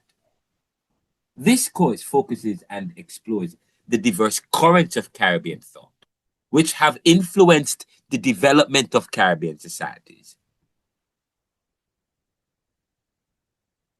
This course focuses on and explores the diverse currents of Caribbean thought,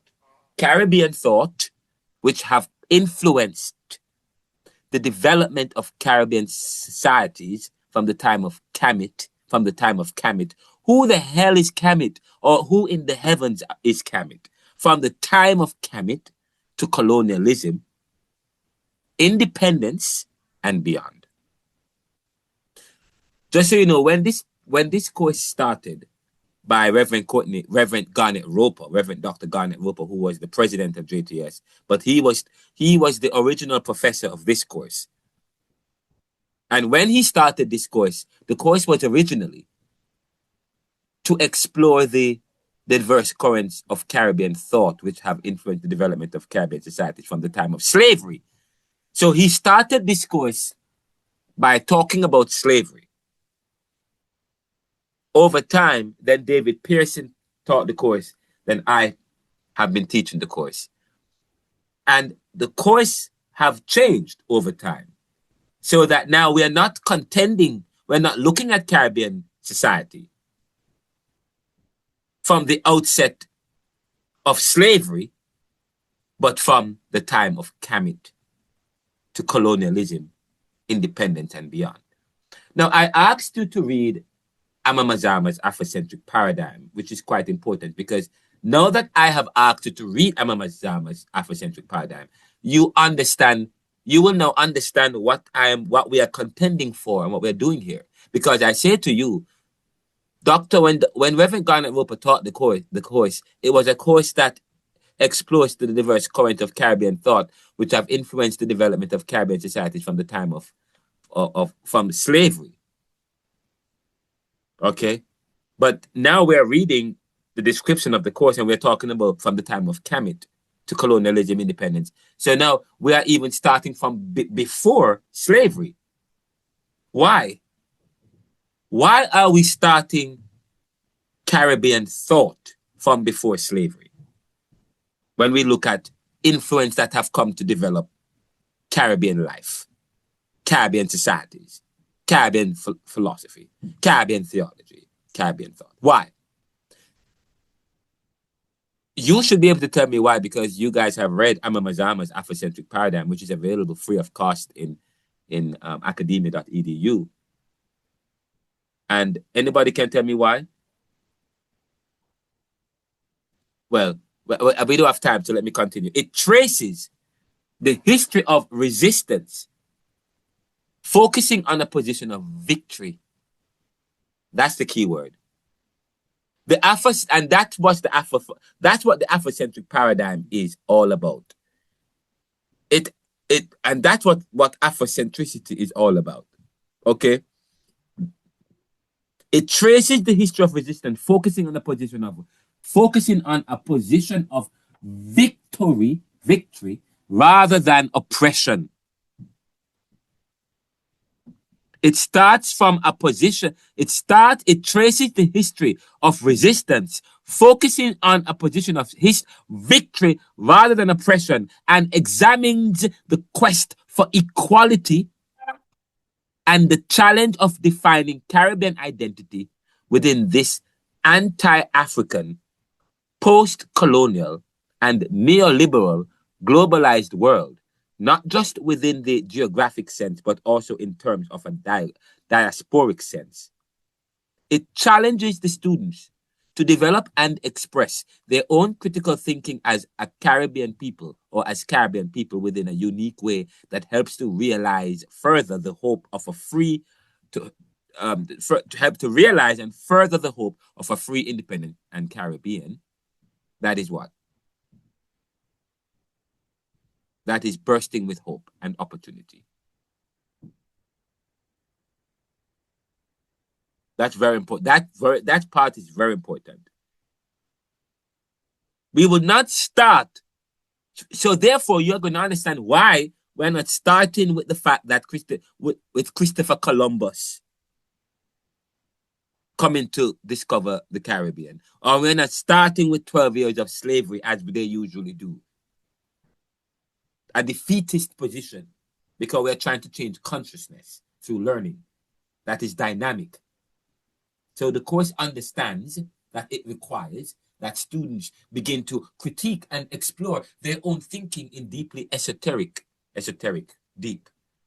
To be esoteric is to be deep. And critical ways that deconstructs history and philosophy.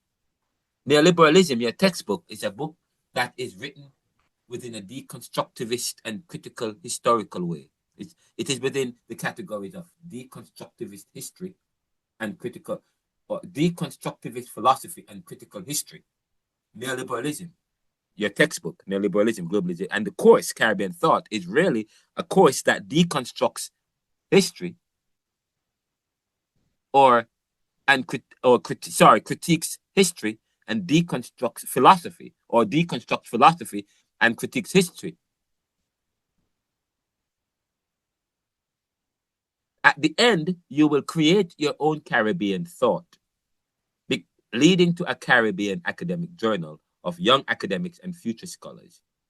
The students will be challenged to develop their thinking and analysis within a paradigm that is Afrocentric rather than Eurocentric. I will be doing you a disservice if you come back and all you hear is me preaching to the choir. That is not education. Okay? Many students have come to the class thinking, they're coming to have their ego stroke and to be comfortable. That learning does not happen like that, and it does not happen in isolation and in a vacuum. I will be doing a disservice. I used to teach apologetics. Apologetics is the use of logic to defend the faith. I used to teach it at JTS many years ago. And I said to students, many students are afraid to have their faith pushed and challenged, but we must be able to push things to their logical end. And this course provides an opportunity for you to do that. It is not to brainwash you. Yes? It is for you to understand the truths and how many truths have come to bear and it forces you to develop your own history.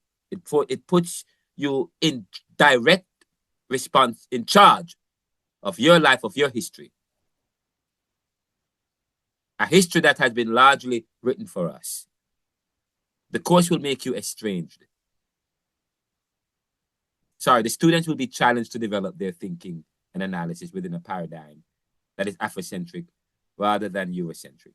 The course will make you estranged from yourself. It is geared towards getting you out of your bubble, considering issues that will make you uncomfortable. So when I confronted Hawaiian in the way I did, I've oftentimes done that. When I confronted Hawaiian in the way I did, and I evoke a response which I did from Lilith, and I challenge Lilith, that it is important to have that kind of discourse for you to see it and for you to facilitate it, because this is the kind of boldness that Caribbean thinkers and negotiators need when we go before people all anywhere in the world. That is exactly the criticism that some Caribbean people levied against Caribbean leaders and government. And when you watch the film Life and Death, you'll see some people leveling that against their leaders. Our leaders were weak, need, and lack vision. And that is why they created the former colonial masters were still able to get away with creating a dependency, with helping to thwarting Caribbean development. We talk about Haiti being the pearl of the Caribbean. In the 1950s, Jamaica and Singapore were competing for who has the highest GDP growth, growing at 5.7% per annum. Okay, that was in the early 1960s and the late 1950s when we discovered bauxite and we thought that Jamaica was supposed to be the pearl of the Caribbean and so on and so forth. We've had 8.2% poverty. Okay, we've been there. So many people think that I'm all negative. It's not about being negative. We must know our history, because if we don't know our history, we'll continue to make the same mistakes in the past that brought us to where we are today. So the course helps to facilitate a kind of thinking that prevents us from that. The course surveys the history and philosophy of the Caribbean and how the Caribbean has emerged as a society in the shadow of colonialism and the emergence of neoliberal globalization. It examines the region's central ideological currents of 20th century political thought. It covers broad topics such as the Afrocentric paradigm, African social philosophy, cosmopolitanism versus Afropolitanism. I won't have time to talk about that because of time. Later on, we'll talk about that. Afrocentrism versus Afrocentric and Eurocentric. Afrocentrism talks about it is one way to see the world. Eurocentric says it is the only way to see the world. That's why Christianity would say, I am the way, the truth, and it has a caveat. There's a caveat within Christendom or within Christianity that speaks to this Eurocentric value. Yes? as against Afrocentricity, which was never never adopted a worldview of privilege, but a worldview of inclusivity. Colonialism will also contend with nationalism, Pan-Africanism, socialism, Marxism, feminism, democratic socialism, neoconservatism, neoliberalism, globalization and deconstructivism and critical race theory strategy, and the foundations of knowledge and the hegemony of faith, economic inequality and poverty. Those are some of the things we will contend with, or concepts we will contend with. Among the thinkers that we will explore throughout the course are like Marcus Garvey, George Padmore, Sailor James.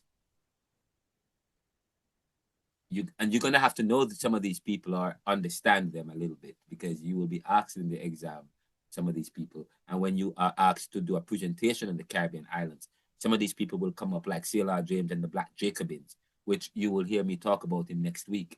The introduction to part of the class, we will introduce Sailor James, because Sailor James helped us to understand the idea of the Afrocentric paradigm. And even though Sailor James was said to be writing from the periphery, he was writing from a Caribbean milieu. He was the Caribbean. Here is a Caribbean scholar now in the 1950s and 60s, writing about Caribbean issues. Finally, somebody from the Caribbean writing about Caribbean history. But guess what the problem? He was not Afrocentric enough. He was not Afrocentric, although he meant well, and he was writing about Haiti and Caribbean history and putting it into proper perspective. He still missed the mark a bit, because his history was influenced by a European understanding of history.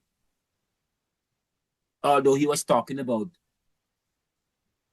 Toussaint and how he and what Toussaint did to bring Haiti their revolution, and that he was the leader of the revolution. Many Haitians don't believe that that Toussaint was the leader of the revolution. They believe that Toussaint was seen as the leader of the revolution by Europeans, by people outside of Haiti, because the Europeans and the former colonizers refused to think that this black man, this uneducated black man, who wasn't versed in European military, was able to defeat Napoleon, Napoleon and the French army, which at the time in the late 1700s to the 1800s, early 1800s, was said to be the major superpower at the time. The France was the superpower at the time. So they, according to European history and Caribbean people who were exposed to European history from Harvard and the Cambridge and so on and so forth, the kind of history they run with, the history that says Toussaint, because Toussaint was in the French military, yes, and he was trained and he was very proper and very French. He was very much assimilated into the French ways and the French military. So that's the only way that these group of band of black people from Haiti could defeat there's no way that a simpleton, a little black man from Haiti, a little Obeah man and a voodoo man, Dirty Book man and Dessalines. Dirty Bookman and Dessalines. There's no way them two men could help to lead the revolution. But Sailor James don't talk about that, because Sailor James, as much as he meant well, wasn't being Afrocentric. Among the other, okay, that's how you critique. When you ask to critique, you see how I did a critique of Sailor James just now. We asked you to do a critique of a thinker. You don't just say what, or he was born in Trinidad. He was born in Trinidad and Tobago, and he wrote the book Black Jacobins about Haiti and how Haiti get the revolution and that. No, that's not what this is academia. This is what are you doing? You're writing about a thinker, C.L.R. James, and at this level, you see how I was able to write to give a reflection about C.L.R. James. He's from Trinidad. Yes, fine. Yes, he wrote about he was, but of course he went to school and to college in the U.S. and ultimately taught in the U.S. and wrote a book, the Black Jacobins, about how Haiti got their independence because of what Toussaint did. But of course we know it wasn't. And he talks about, there's something about the Haitians though that I like.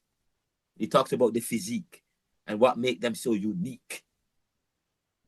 And that, when he tells you, he describes the Haitians and so on, but we'll talk about that next week. But you see how I was able to interact and to critique and to work with that just now. So if I ask you to interact with a topic, you interact with it. Yes, he talks about that, but I didn't like how he used European tropes, and that is why he missed the mark a bit, because he used European tropes. He didn't see people like Dr. Bookman, who was from Senegambia, went to Jamaica, and then run away from Jamaica to Haiti. He missed Dessalines, okay? You know what I mean? Anyway, people like V.S. Naipaul and W.B. Michel Foucault, Frantz Fanon, who wrote Wretched of the Earth, Bob Marley, who says, I don't look to the east or the west, I look to the I and I. What is Bob Marley talking about when he says, I don't look in Who Shot the Sheriff? We're going to watch that. I don't look to the east, I don't look to the west, I look to the I and I. What is he talking about? Is he talking about the U.S.? Is he talking about the USSR at the time, which represented by the Soviets or by communism, and he's talking about, and I don't look to that's the East, and the West will be the Western world represented by the Washington Consensus. Here it goes, the Washington Consensus, the West, the Western world, the US, yes, the Europe, the post-industrial in the Europe, that's the West, the capitalism. I don't look to the East, I don't look to the West. Yes, I don't look to capitalism or communism, I look to the I and I. Yes, I don't look to their religions either, I look to the I and I. What is he talking about right there? Yes, some of the people that Kamal Brathwaite and Edward Glissant and the Negritude movement, Homi Bhabha talked about the location of culture, the periphery, and the center.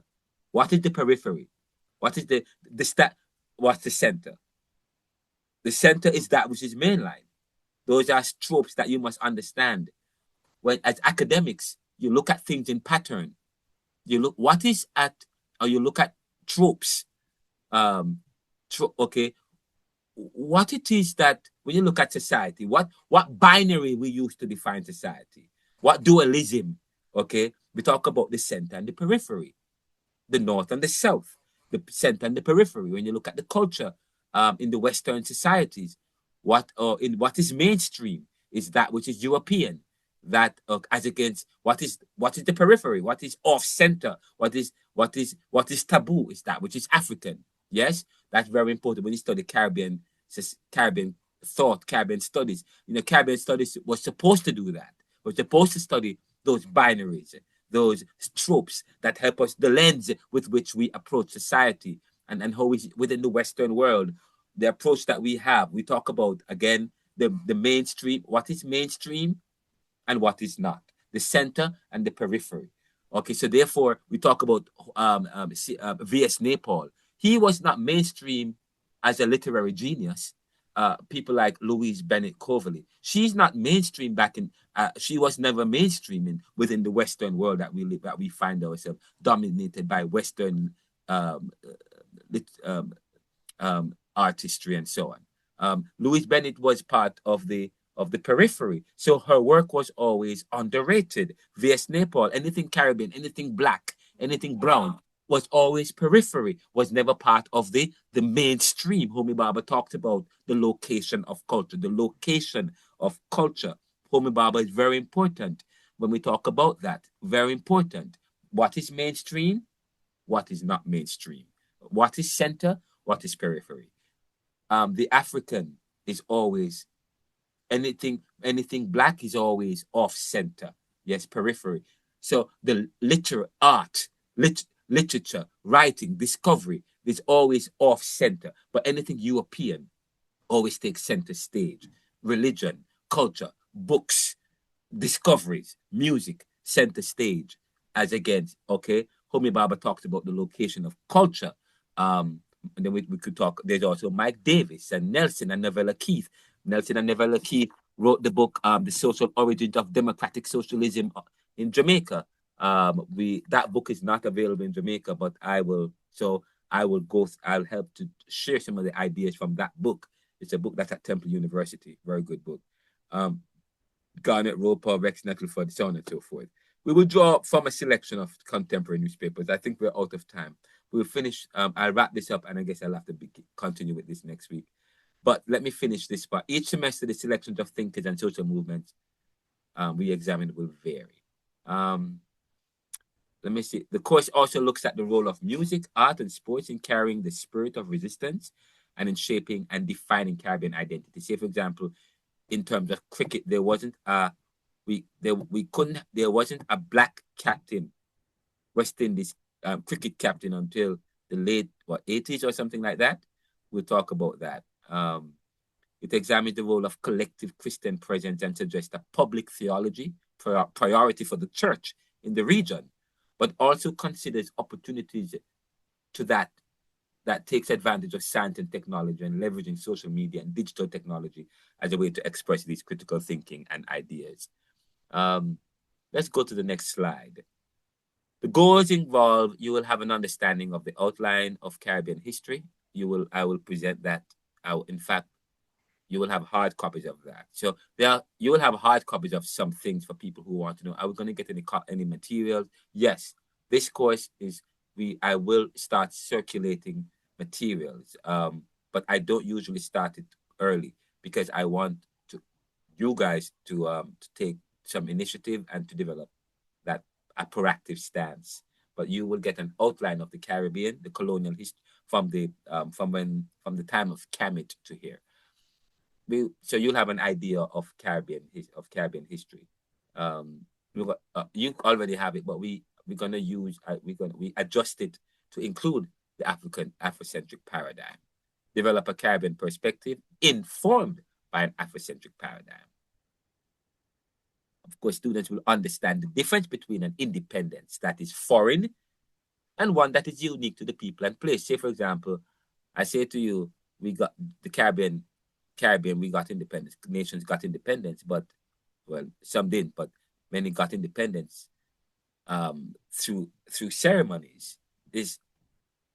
Or freedom through ceremonies. Are we really free? Are we really independent? If another class of people or race, or we say race of people, grant you freedom, then are you free? In a sense, it means that you recognize that those people as gods because they're giving you freedom. I thought that all men were free. I thought all people were independent. Why does it require us to have ceremonies and an act of parliament in order to grant other people free? That means an act of parliament can also undo that freedom. And that means you pay homage to the person that grants you freedom. That means that man who gives you freedom, that man, where does his freedom come from? To be able to give freedom. And then it forever facilitates a dynamic between the freedom giver and the freedom receiver. Because as much as you want to upend slavery and the dynamics of slavery and colonization, the consciousness of the dynamic of the freedom given and the independence still conveys a power dynamic that continues colonialism today. Students will understand the difference between an independence that is foreign and one that is unique.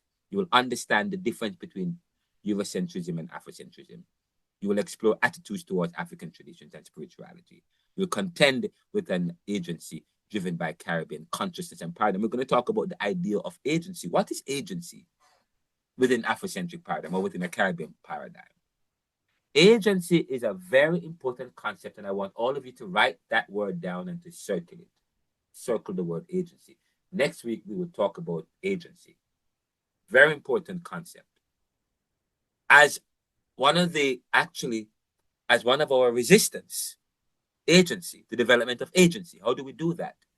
And how do you do that as guidance and counselors? How do you do that as theologians and as pastors and as professionals? How do you do that as parents and as community leaders? How do you develop agency within communities, within people? Agency helps to develop, to facilitate a kind of consciousness.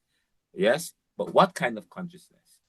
Is it one that is informed by a Eurocentric, by a Eurocentric influence or African, or one that is dynamic?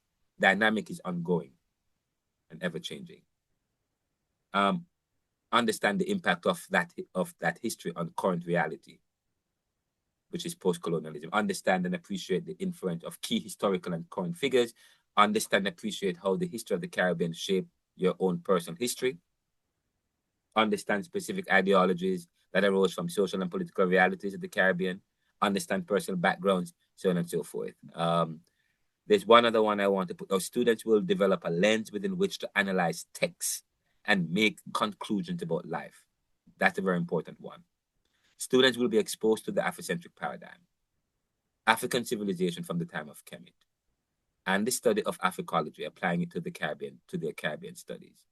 You guys will be the only one who can do that. No other institutions is set up to be able, is doing what we are doing in terms of Caribbean, the way we are teaching Caribbean thought.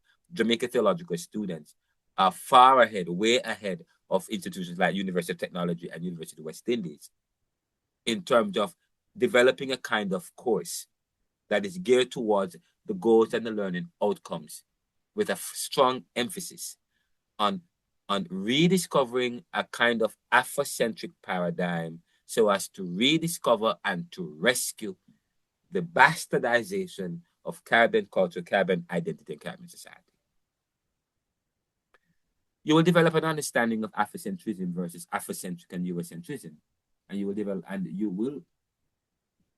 students will develop a unique Caribbean approach to global challenges. You should be able to trace your roots and explore alternative concepts to Caribbean history and spirituality, and develop an appreciation for diverse backgrounds. Sorry, you're gone low again, sir. Sorry, you will develop an appreciation for diverse backgrounds. This part is important. Diverse backgrounds. Say, for example, Jamaican revivalism. That's a denomination. That's a religion. Just like any other religion, and it is difficult to see another people practicing their religion and call it negative. Well, I don't know. Well, there are people who don't find that difficult because within their faith leads them to make assertions or to make adjudications about other people's religions and faith. But but I won't do that. But I'm saying to you though that we're talking. We cannot practice, but we cannot practice hypocrisy and duplicity. We cannot be talking about freedom and equity and as Black people fighting for and women freedom and so on. At the same time, we're discriminating against other practices that is even for our own brothers and sisters, people practicing their African traditions and calling it negative based on our limited experience and the corruption of knowledge that persists. Because I will talk about Kant. What does Kant say about history? Kant says that history is a result of the varieties of human natures and circumstance. What does that mean? It means everything that is powerful. It is deep. History is a result.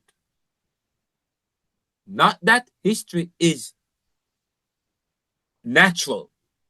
or people just come up on history. You know, somebody said, I was reading Homer in the Iliad, and in Richard Vogels in Homer, the Iliad, in the book, the Iliad, Homer, Richard Vogels. He said, people today live, and people years down the line make sense of it, of that history. History is for the future. Okay? History is for the future. And whatever, and according to Kant, history is a result of the varieties of human natures and circle. Whatever is happening within the moment, and whoever rules the day will help to make determinations about how we see or approach history, so on and so forth. So therefore, that is why we talk about deconstructivist history or deconstructing philosophy and critiquing history.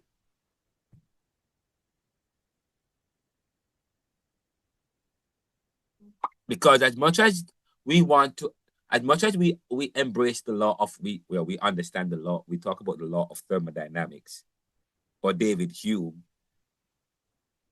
and his science, but everything is not built in stone, according to some people.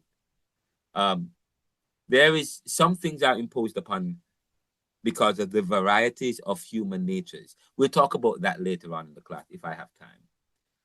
Learning outcomes. Okay, we will finish in 5 minutes, and then anything I don't get to finish, we will wrap up. We'll pick up next week and then move into the lecture. You will develop a critical understanding. In fact, I won't do the learning outcomes. You will read the learning outcomes on your own.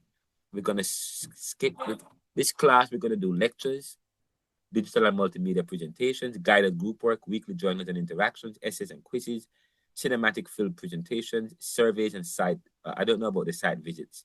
Weekly in-class discussions and interactions. Assignments and graded work, attendance 15%.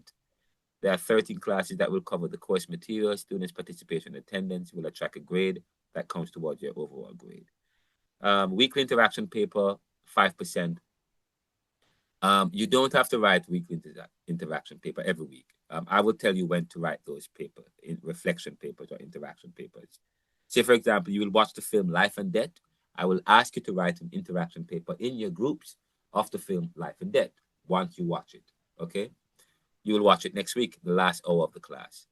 So you'll watch Life and Death by Stephanie Black. You will watch certain excerpts of They Came Before Us by Ivan Van Sertima.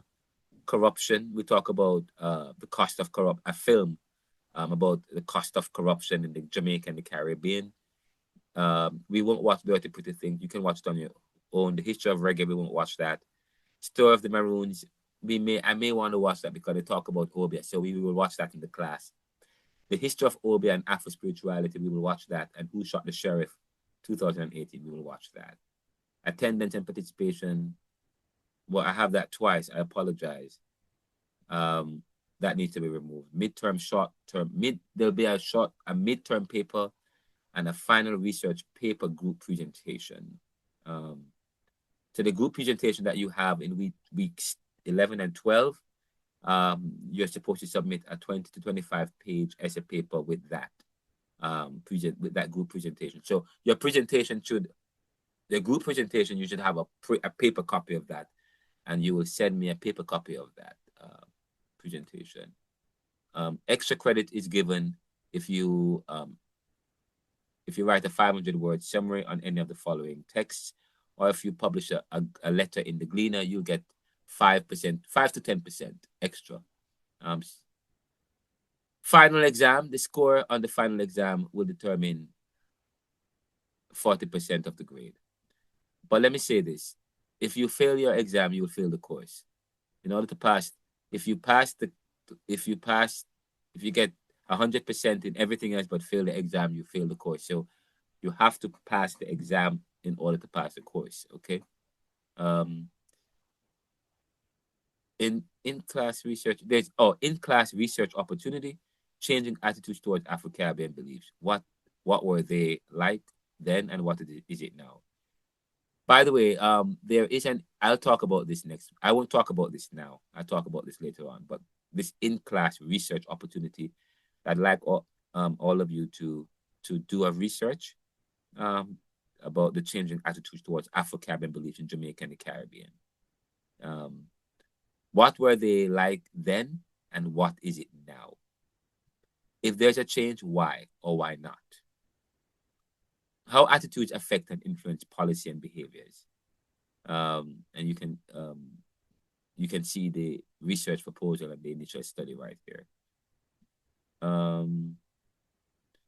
I'm not going to do this. Discussions and lecture topics include Caribbean thought, ideology, and philosophy, the Afrocentric paradigm, Afrocentrism versus Afrocentric and Eurocentrism, African civilization, African spirituality, the challenge of identity and the issue of sexuality.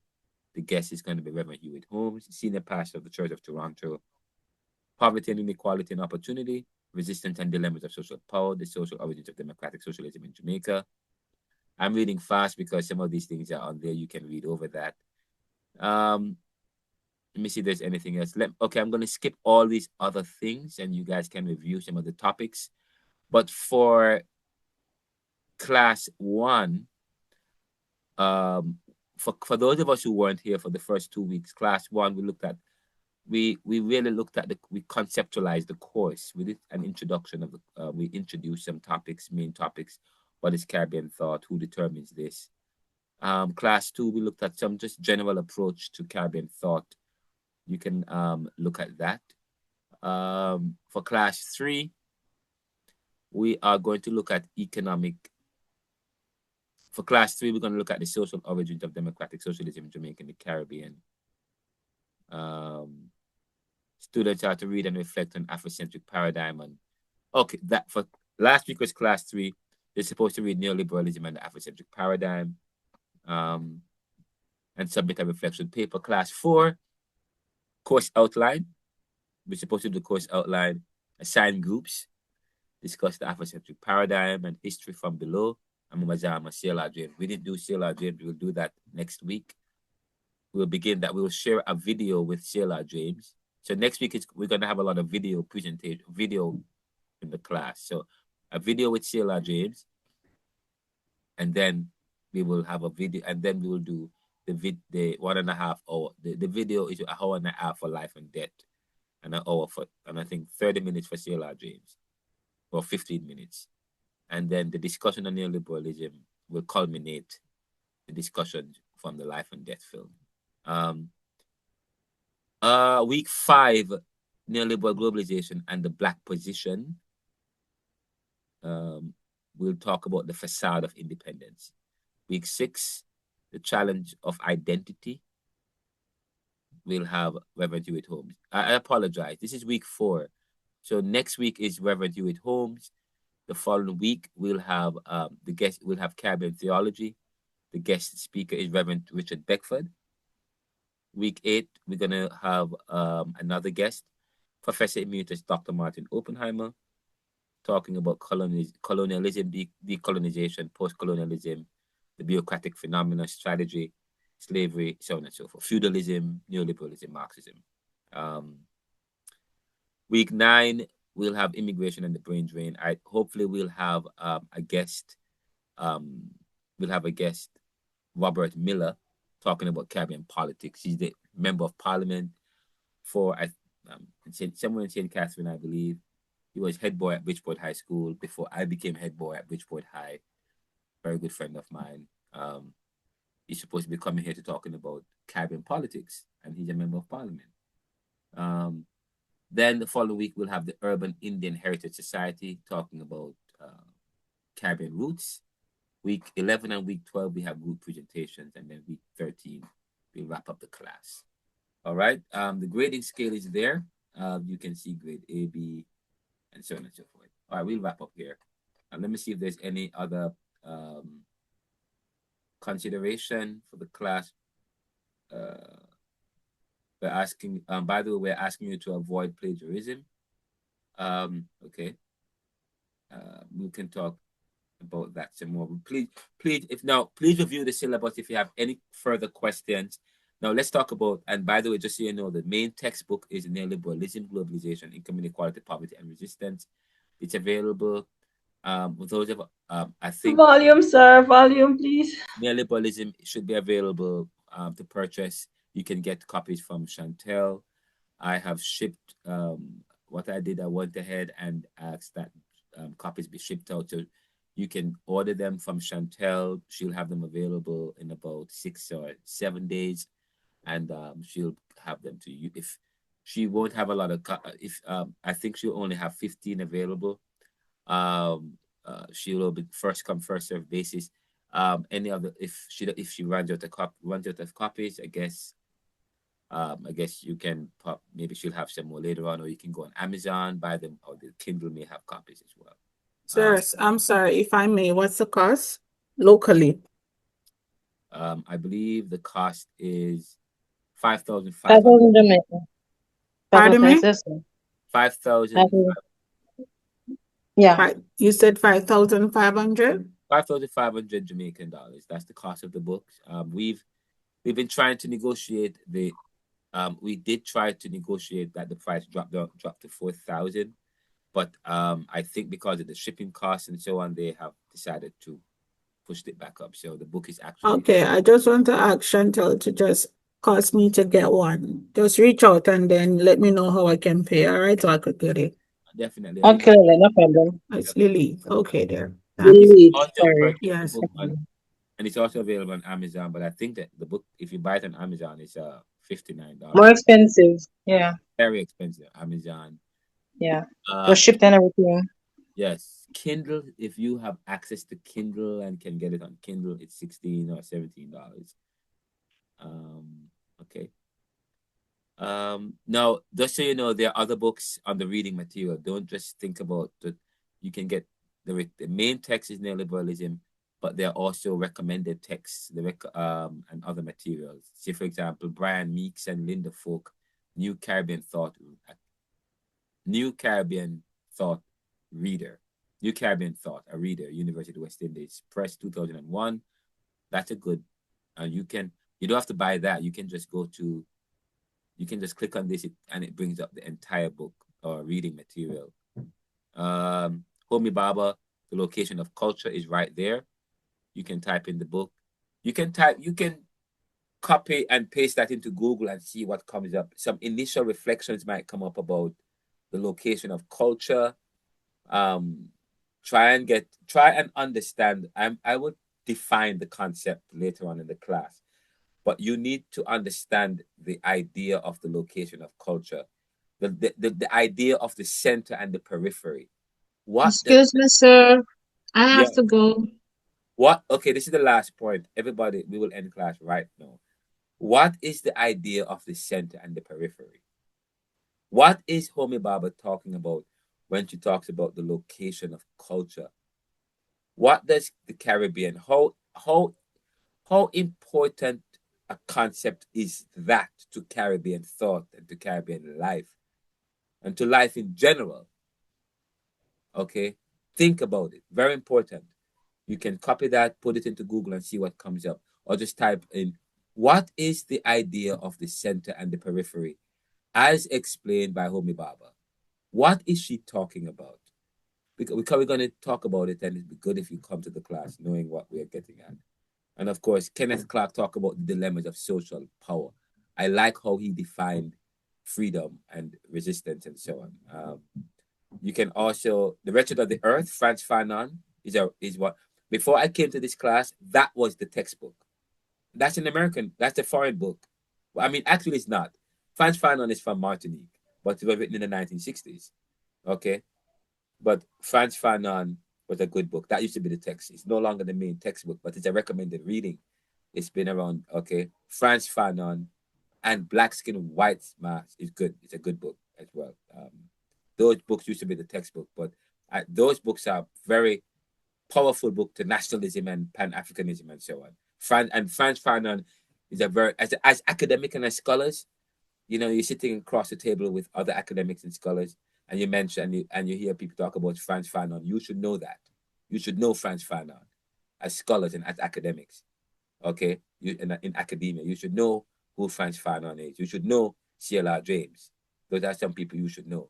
You should know Edward Breathwaite, okay? You should know those people. You should be able to talk about those people. Sit down with the people, other academics. You should be able to talk. Those are some people you should know. I said C.L.R. James and the Black Jacobins.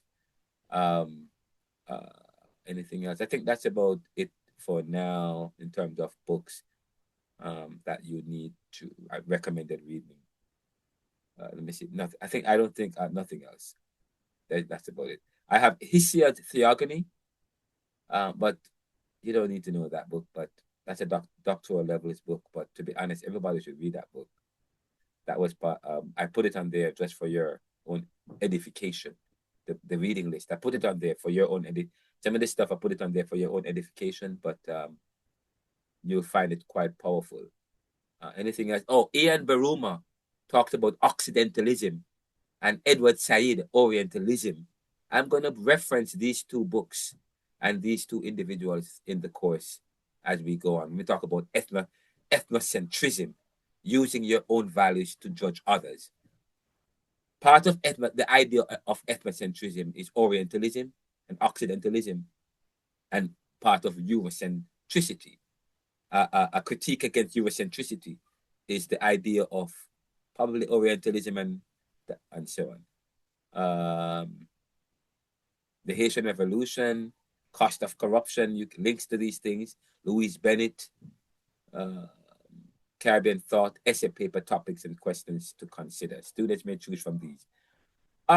These topics, familiarize yourself with, because sometimes what I usually do is when I write the exam paper, I might go to the syllabus and pull from one of these questions as the essay paper, because you're going to have an essay to do in the exam. The final question in the exam is an essay, is a 2-page essay paper or 2-page essay or 1-page essay you have to do for the exam. And I may pull from one of these questions. So it's good to familiarize yourself with. I'm telling the Caribbean, the course outline is thorough. I've asked several questions there. Some of them we might discuss them. Then there's addendum to the class with additional reflection. You can see it there. My email is at the end with other reflections. Poll question: what opportunities are there for CARICOM to reinvest itself? Guyana's oil, blah, blah, blah, blah, blah. Question for discussion: should Jamaica discontinue business with China? Question: what is the Caribbean? I studied the Caribbean is a study of interest and invention, opportunities, and debt. Is that true? So on and so forth. Readings and projects and to consider selected reading, blah, blah, blah. Anyway, so the syllabus and there is quite thorough. And I think it's 53 pages or 33 pages or something like that. That's about it. Thank you, guys. Any questions for those who, last questions before I end the class? Shannon. Thank you, sir. So you said that from these you could pull and you are going to you might use them for an exam question. I wanted to know what content or how many words would you be looking for the exam? Would it be the same amount that we used for? Don't worry. Because of time, we won't. I'm hearing a lot of persons not hearing. Because of time, we won't discuss the exam. However, what I usually do is I usually prepare you guys for the exam. So I usually send you guys, we normally have a quiz, and then we come back and we discuss the quiz, including some essay topics, and I discuss what, and then don't worry, we go through the expectations for the exam and what is expected of you. Okay. Sir, I was actually talking about how many pages are you looking for the exam? That's what I'm honing in on. Anything for the exam is like a month or so from now, and we're going to discuss the exam. All right? Okay, sir. I just want point taken. But that's fine, and I'm not blowing you off, Shannon. No, I know. I understand. In the interest of time, you're not going to go there now. You're going to save it for when we're actually discussing exam. And we're going to discuss. Sir, I'm not in a group. How do I go about getting in a group? If you're not in a group, reach out to Chantel.